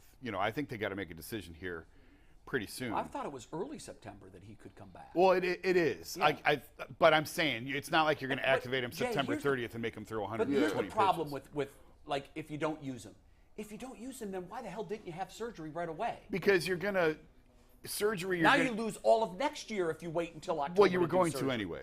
You were Not going necessarily. to. Yeah, not if you do it. If he would have had surgery early in the season, when he was hurt, he never even pitched to start the season. If that was the route they wanted to take, you'd have him by June of next year. But those are 2 different injuries. It was a shoulder injury early. This is an elbow. This is a sprained elbow. Right. And that was July? I think he went down.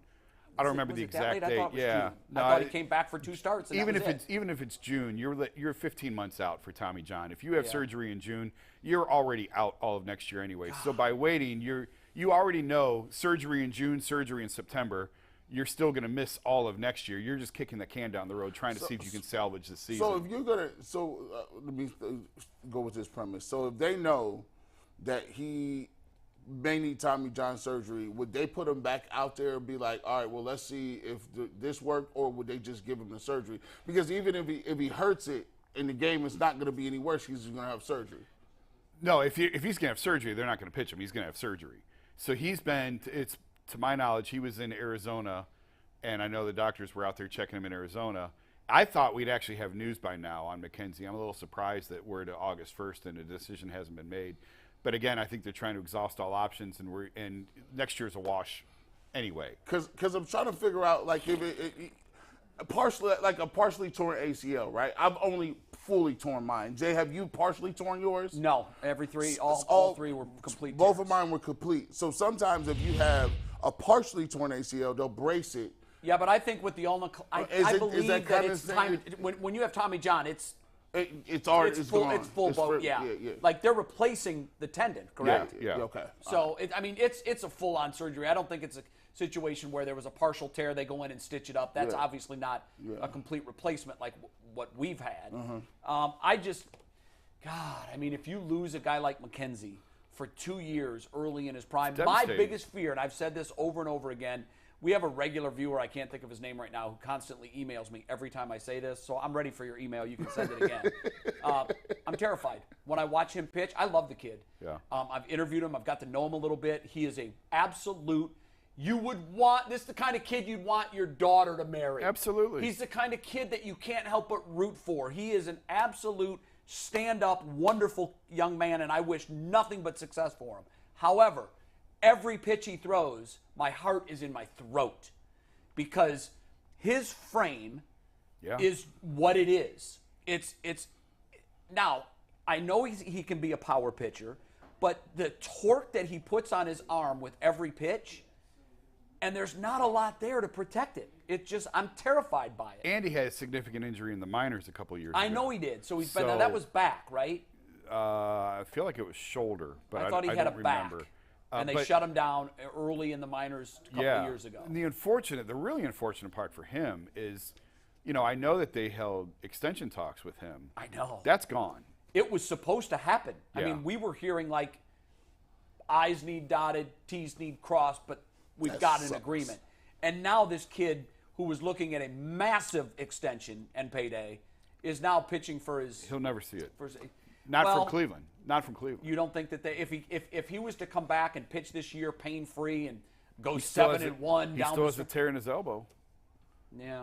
So I don't see them making that. And we talked about it. You weren't. It wasn't a show I was doing with you, but I talked about. I'm going to write about it hopefully in the next week or two.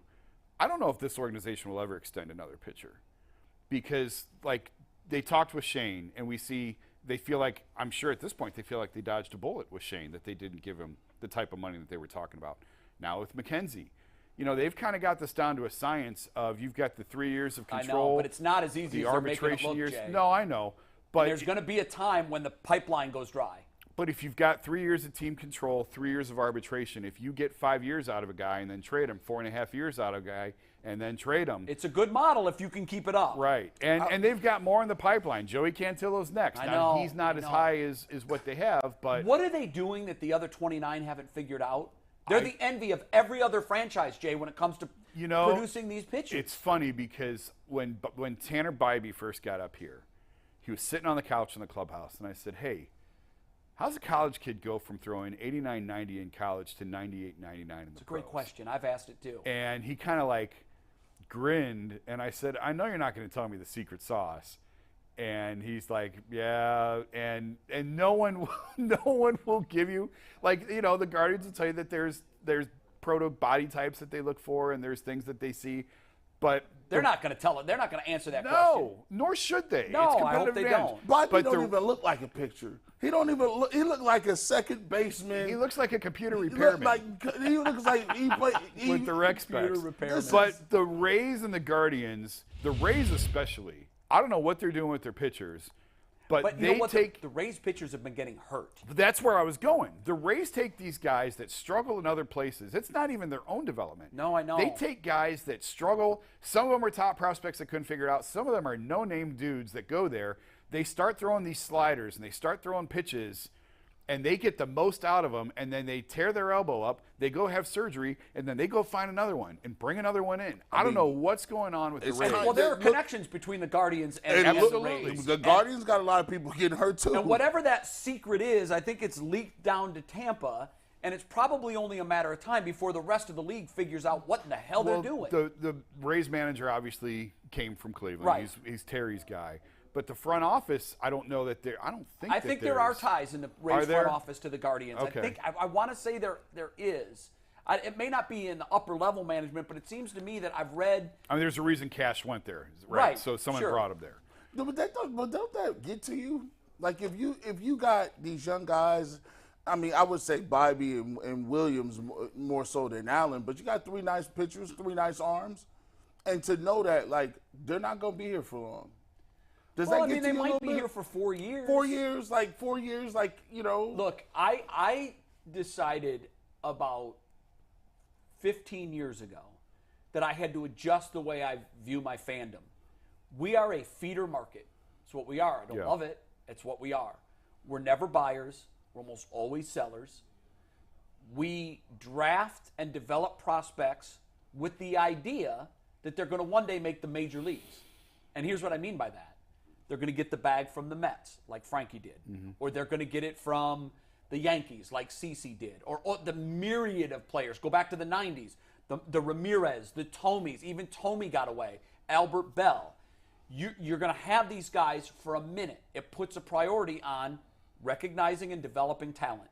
And I think they've hit a home run in that area. Yeah. They've drafted well, and they've developed especially well, particularly at the pitching spot, which is so odd to me because when was the last time they developed a hitter? I don't know. Never. They don't. Like homegrown, like draft and develop. I can't think of any. I mean, Hosey is. When was Hosey? No, he's been. Hosey would be. Yeah, it would be Jose. He's probably the last guy. Yeah, and he's been in the league for 8 years, but really since that point, we've had a lot of Will Brennan-ish guys, right, who really look good for a minute, and then you're like, okay, can they go to the next level? Go around the infield. Naylor was a trade. Jimenez was a trade. Shortstop is what Hosey we just talked about. They did draft Bo Naylor, but I mean, did draft Bo he certainly Naylor. Hasn't, right, think he's got potential. Outfield, Quan was a draft and develop guy. We'll see where that goes. Straw was a trade. Brennan was a draft. Oscar Gonzalez is. So there's potential for some of these guys maybe to turn into something, but it would have to be But a lot of the guys that have been next haven't worked out. Yeah. Hard. Yeah. And I hate to publicly give up on a guy like Arias, but I have. Well, I would still like to see him get consistent at bats, like every day at bats. You are the shortstop. Here's a month. Yesterday, Go see what to you me, can do. he regressed. I didn't his see the pitch game. discipline. I didn't see the game. You know, every once in a while, I'll see a little bit of progression in that he's spitting on pitches that he used to dive at before. Yeah. But yesterday, he dove at a couple pitches that he had no business swinging at. Yeah. And I don't know. Maybe the light bulb is eventually going to go off with him. I hope it does. Right. But he strikes out 40% of the time. Jay, that's too much. It is. And, maybe Freeman is the answer where Jimenez becomes the shortstop and Freeman goes to second. That's more of probably a next year type situation. Right. But, the ultimate answer at short may be Jimenez. He came up as a shortstop. He's a terrific defender. Maybe that's where they go. What's but interesting to me is catcher right now. With Bo Naylor? I mean, Naylor is, I think, the guy, but who's the guy that hit his 4th home run the other day? Oh, Fry? Yeah, Fry. That was a low ball Yeah. that he muscled out of there. He's kind of come out of nowhere. He's hitting 300 Yeah. or so. He's got like 4 home runs, limited at-bats. Bo Naylor, I think, has 4 too. Like, wouldn't it be something if Fry, who you said, has kind of come out of nowhere? I really, really like this kid. Yeah, we need to see more of him and see, you know how it is. The guy comes up, gets hot, the league adjusts to him, figures him out, gets some tape on him, and then can he adjust back? So, he's done nothing to hurt his chances to this No, point. But and that ball he hit out the other day was below his knees. Yeah, and it happens. It happens where guys sort of come out of nowhere and figure it out and suddenly emerge and take off. Well, at that position, Mike Piazza. Well, yeah. Famously drafted at the end as a The family last favor pick, yeah. by Tommy Lasorda. Yeah. So, And he's it's a Hall of Famer. And there's other examples of guys figuring it out later in their careers or just need a couple more years and putting it together. So, If you're right now pulling the strings for the Guardians, Yeah. are you a buyer or are you a seller? They've got, 48 hours, not even, to figure it out? the buyer-seller terms have they're kind of old in baseball because you can do both. And they certainly have the weapons and the tools and the assets to do both. Really, the sell would be Savali, and really it comes down to how much is a team willing to overpay. And if a team is willing to give you a Godfather offer for Aaron Savali, I hate to move on from him just because he's consistent when he's out there. There are durability questions, but he's only making $5 million. Where are you next? I'm talking next year. He's only making $2.5 million this year. Sure. Where else are you going to find a major league pitcher of that caliber for $5 to $6 million next I know. year? But if a team wants to overwhelm you and you can get a back end starter, if you can get a bat to plug in the lineup right away and you can get a starter to fill that spot who can at least hold the fort down and hold innings down. See, for me, it can't be a prospect. If we're going to move Savali, one of the pieces, and there should be multiple, one of the pieces has to be a play every day bat. Yeah. Oh, it has Right to now, be. today. Yes, And yes. so who are you going to sit? I'm looking at Straw, who hasn't hit a home run in almost 2 years. Right. That's great. But God, I know Bull has been killing him for his defense. He has made some defensive plays in the last 2 or 3 weeks. I'm sorry, other guys in the league can't make those plays. And I know he probably won't win the Gold Glove this year because he has had some missteps. Yeah. But the throw he made a couple of nights ago incredible. ended up winning the game for them. Yeah. If it not for that throw, they're a game and a half out of first place. So I know he's not helping you in the lineup, but he is absolutely helping this team defensively. He made a couple of catches yesterday, and he was a late insert yesterday. Will Brennan made a couple of catches yesterday. There are holes. You can find a bat. You'll find a place to put him, whether it's right field, whether it's left to move Quan to center, although I don't think that's going to happen. You certainly can find there's enough help needed in that lineup. Yeah. You can find a bat to plug in every day. But it's going to be someone with multiple years of control. I don't think it's going to be a rental. On the talk of Jimenez possibly going to shore, Yeah. No. I'm just spitballing that. I'm just saying. I know. For me, he is right now, if not the best second baseman in the American League defensively, he's right there. He's phenomenal. And he's in the top 3 or 4 in Major League Baseball. His range, the plays he makes, he's just an incredible defensive second baseman. Yeah. And I know he played short for Venezuela in the World Baseball, but I think I heard an interview with him afterwards where he kind of hinted at the fact that he didn't love it. Okay. I think he's found his comfort spot at second base, and he's so damn good. And we've got him for years. Up. He's locked up. Right. So I don't want to screw it up and end up having a below-average shortstop defensively and now a hole at second. Well, I don't think he would be below average at short. I just don't know. I don't either. I shouldn't have said that. But Arias, obviously, he didn't hit last year in the minors, and he hasn't hit this year. No. He's terrific defensively. He's got an absolute hose for an arm, but you got to hit. And Rocchio, I just don't get the impression they're all that high on him. Oh, really? Maybe I'm wrong on that. What is his deficiency, if he has one? I mean, he's one of the top-ranked players in baseball. If you look at Baseball America and all those, he's But top is he a 25 stronger prospect. hitter than defender? Like where?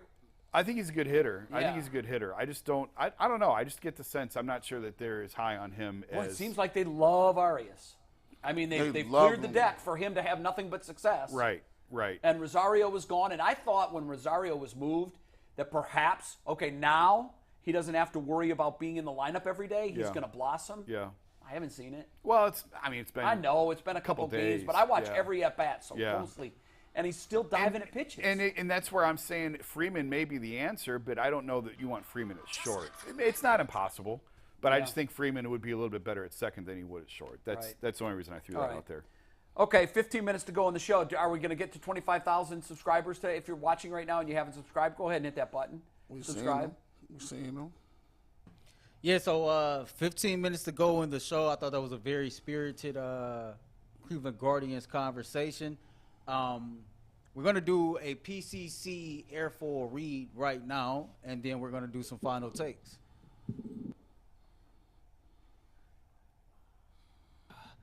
Looking for a job with career advancement and great benefits? PCC Airfoil is a leading manufacturer in Northeast Ohio, and locations of PCC Airfoil in Eastlake, Mentor, Whitcliffe, and Minerva are hiring for all positions starting at $18 an hour and up.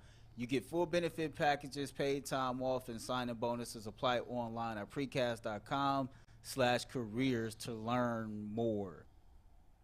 So when we do our PCC reads these days, we ask you to always go to the community tab and, just kind of vote over there, and we thank you for doing so. So we put something up this morning, and so far it has had 372 votes. The question was, did you think that safety Juan Thornhill will be the player to wear the green dot for the Cleveland Browns this season? 372 votes, 62% says yes, 38% says no. Any thoughts on that? I mean, we have no idea where they think it would go if not Thornhill. If Walker's healthy, it's probably going to be Walker. I think that too, just because he had it last year. So, but it's a new system and a new coordinator, so he could change that. Yeah, and I don't know what Schwartz's background is on just things like that. Yeah, I think it's going to be. I think it's going to be Walker. If he did it last year, I think the reason he has to find a backup is because you got to think about it. If you got Anthony Walker and he's been injury prone, if he goes out, you're going to have a backup guy ready to go, and he might need to be using it to get people to, get used to a safety calling those plays and doing it from the back end. So I think it's Anthony Walker if he's healthy, but Thornhill is a backup. All righty, moving on to final takes. Before we get to final takes, man, final time, don't forget to subscribe to the Ultimate Cleveland Sports Show. We're probably less than 40 subscribers away from getting to 25,000. I think we're 30 away. Actually, less than 30 now. Okay, good. Less than 30 now, so we done picked up over 40 subscribers. It's like a telethon. subscribers. We need a tote board. Yeah. So we almost there. We might get there by the time we get to the We're not leaving the air until we get to 25,000. Yeah, so don't forget to subscribe to the Ultimate Cleveland Sports Show. Also, don't forget to become a member of the UCSS Overtime. Today we're going to be talking about the continued running back saga. This time the subject is Jonathan Taylor from the Indianapolis Colts. Jim Irsay has some bold comments, so make sure you tune in to hear that. Right now, before we get to that, final takes. We haven't done final takes in a while. Jay, you want to start? I was going to talk. Well, all right, let's go here. The price of youth sports is out of control. I don't know the solution to this, but I have two really active kids now, tweens. I have an 11-year-old daughter and a 13-year-old son, Ava and AJ, who are very active now in sports, and I got a 21-year-old in college who went through this. But club sports particularly have just the rising cost of these things is out of control. I spent $150 today on football cleats. I spent $300 on a baseball bat. like $300 a month for gymnastics training. And it just like, when does the meter stop? And I mean, it's my own fault, I guess, for doing it. But is there a way that we can like sort of rein some of this back in and get some of this? I love my children dearly. I don't know if they're going to become professional athletes in their sports. And yet the money that this is big business in some of these. And we haven't even gotten to the prices of like to play on the travel teams. And I talked to one dad who their son went to Cooperstown and played in a baseball tournament in Cooperstown. He dropped $5,000 between the Airbnbs and the cost for the team to play and this and that and the other. The amount of money going on in youth sports right now is just absolute madness. And I don't know if we're sending the right message. I don't know what the solution is, but it is becoming very real to me over the last year or two, the investment, the financial investment that we're making in some of these sports with these kids. And it's just absolutely bonkers. And I see you grinning over there as someone who's got a son who played at a high level. I can only imagine. Not one sports, but 3 sports. Oh, it is killing me. You mentioned the travel league fees. Yeah. I don't know what they are now. I know when he played soccer, you think soccer, what do you need? Cleats. That's it. That should be a cheap sport to play. Yeah. The problem is with the travel league fees, he was in a very, very competitive travel league his entire life. And when we were in Florida, it was like, we always used to say, yeah, our son's a professional athlete.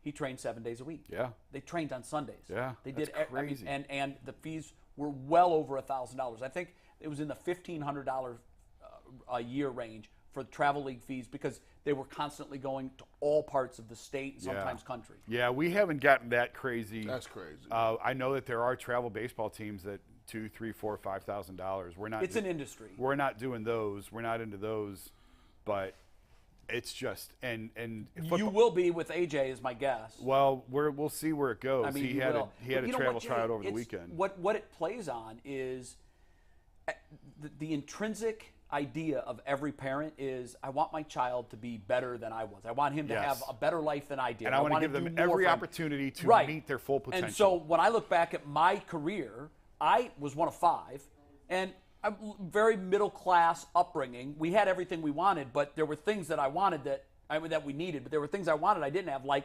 going to really nice baseball camps. Yeah. And doing some of the really higher end stuff. Yeah. And so I said, if my son isn't going to make it, it's not going to be because he wasn't exposed to that or didn't have the opportunity. Right. Because he doesn't have the talent. Right. And every parent wants to figure that out. How good can my son be? Yeah. Every weekend I drive by the Sports Force Park at Cedar Point. Yeah. And if you haven't been there, you probably was. Beautiful facility. The Ripkins just took it over.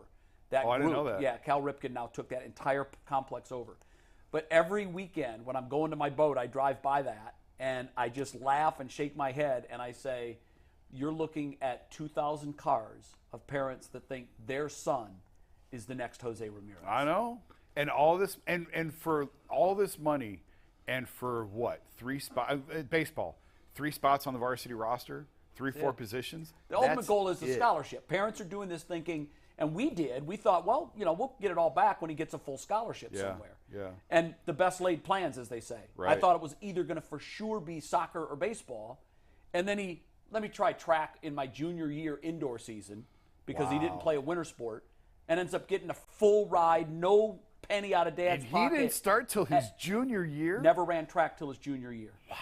And we knew he was soccer fast and football fast. Yeah. But we didn't know. Yeah. And so you got to find out. But as a parent, you have to spend the money and invest and investigate. And, gee, you'll live this when you have a son and he comes to you and says, Dad, I really want to go to this camp. What camp is it, son? It's Miles Garrett's camp. It's $1,200. Man, You can be like, okay, we got to do it. Shout out back then, my I'm sure your folks did it for you. Yeah, I went to Ohio State camp. I went to Michigan camp. There you go. And the cool thing about the school paid for some of them. Did they really? The school paid, and they took, like, if you was one of the elite kids or you was one of the better kids, they took you. And they paid for my camp to go there. And so when you go there, you kind of figure out where you stand, and then you get ranked or, figure out where you slot in the scheme of things nationally. Yeah. And so it's like one of those things where, you got to keep letting them play stuff. I didn't play till my junior year. I played baseball my whole life since I was 6. So I was like, well, I'm going to play baseball. And that I was like, I'm not going to get hit. I'm not going to do anything. I played on all the travel teams, all of them. And until I got to my senior year, and I had calf surgery. So I only played 2 games my senior year, and it was like, well, dang, now I'm going to have to, like, walk on wherever I want to go. Like, Yeah, I have it'd be to very walk. tough to get a scholarship. So I had to walk on, but I already had the football scholarship, so it was like, okay, I'm gonna go walk on. Right. And so it's just one of those things, and that's just why baseball is so difficult, because you go from somebody throwing the ball 89, 90, and that's pretty fast in high school, to now you get in high school or you get in college, and you go out there and guys are throwing 90, 95, 96, 97. It's a different game. But in AJ's case, this kid's hitting ropes. We sent him home runs. We sent him to the Guardians camp. The Cleveland Guardians camp came to Avon Lake last week, Yeah. so we sent him to the camp, and he. Was that the one that has the little Jimenez traveling trailer? Yeah, They were in yeah. Solon, Yeah, which is where so- I play my games. They were doing one on an adjacent field. Xavier Curry came and signed autographs for the kids on Nice. Tuesday. Did he and- get anything out of it? Did he enjoy it? Yeah, they actually helped him, I think, with his swing a little bit. Nice. Just a couple little tweaks, but that's all That's you're what, looking that's for. what he's looking for. Yeah, These I kids know. got swing coaches now. I So, know. well, here's the thing. These kids got. and this is where it really gets pricey. So my son pitched and hit, but in the 6th grade in Tampa, we had the travel league coach say, my recommendation is you get him a swing coach because all of your neighbors have swing coaches. For facts. And here's the thing. They're going to teach him, and I know you've taught him the principles, but these guys are guys that were in the major leagues a year ago. Yep. Yeah. And now they're making money. So we got him a swing coach.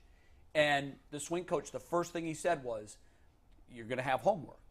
And Corey didn't like homework. Corey was the kid who's like, Dad, I can show up right now, and I'm going to hit 500. I don't need homework.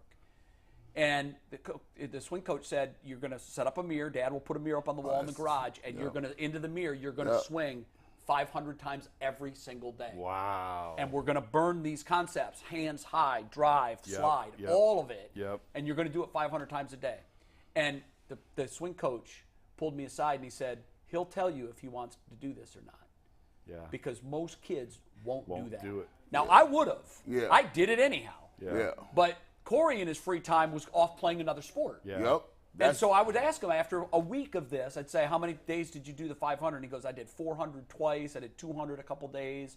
I didn't do any yesterday because I had a football game or whatever it was. Yep. And we went back, and the coach immediately said to Corey, you're still dropping your back elbow. If you had done 3,500 ghost swings at a mirror, you wouldn't be dropping your back elbow anymore. If you don't want to do this, tell us now. You can save Dad a lot of money. Yep. It was $60 an hour Yeah. for a 1 hour lesson. And he Yep. said some of these kids are taking lessons 4 days a week. Hey, man, softball girls, they got pitching. The softball game is huge. You know why it's easier Huge. for girls to get scholarships? Huge. Because with Title IX, you're given 85 male scholarships before you ever give a female. Yep. So all these schools are 85 in the hole. Yep. So what they do is, while baseball is giving a total of 12 scholarships, softball's giving 25 full. Yep. Yeah. Full So joints. it's easier for the girls. Yep. And we lived right across the street in Florida at the same time Corey was going through all of his sports. There was a girl that was Corey's age that was a pitcher in softball. And every single day, year round, because it was beautiful weather, she's out there throwing 100 pitches to her dad who's catching her. And- she went to Florida State and was a star pitcher and there she can throw and got it. free college. And she can throw in girls because they're underhand. Can It's throw underhand. 100 You pitches. can throw Every 100 day. a day. Every day. There's no arm wear, Yep. and she would Yep. work it. And I would tell her, I'd say, Corey, look, there she is. Yep. There Every she day. is. And it pays off. And AJ's going to be the kind of kid that you're not going to want to not turn over every stone for That's him. exactly. You do Because everything he's you can. big and Yeah. he clearly has natural ability. Yeah. He's a good ball player. He's already hit home runs over fences in Yeah. Little League. He's the kind of kid that high school coaches are already being told about. He was at a travel tryout yesterday, and today's to your point, today's the first day of football practice. So now we set the baseball bat down tough. and put the football cleats on and go run for 2 hours for conditioning for football. It's tough. So it's fun though. It's Yeah. it's a fun age to be at. You know what? Spend the money. Whether it turns out to a full ride scholarship or not in college, you only get them for a minute. That's right. And then they're gone. That's and right. you never want to be like, you know what? I should have done this or I should have done that. You want to maximize every and I mean his best sport might be swimming, or we're talking baseball and well, football. that might be his track to Corey. And you know, it like might be. Corey just went to track meets and started winning first places and everything, and then the coach said, "Oh, he'll get a full ride in track." Hey, real quick. Gee, I know you only got 60 seconds, but it was something that was really special in your heart that you wanted to say. Oh, we got it. Oh yeah. I went to the Hall of Fame. We did the induction. Really great guys out there. Lomas Brown, I got an opportunity to take a picture with him. Bernie Kosar, Jerry Ball, Chris Spillman. Jerry Ball. Wow, that's a great class. That's a very great class. I was talking to Chris Spillman. He was doing a lot. I said, listen, he had a couple Maslin jokes, but he is from Canton, Ohio. His father coached at Timken. Really cool dude. I said, I needed to get that 30 for 30 about how you went to Maslin.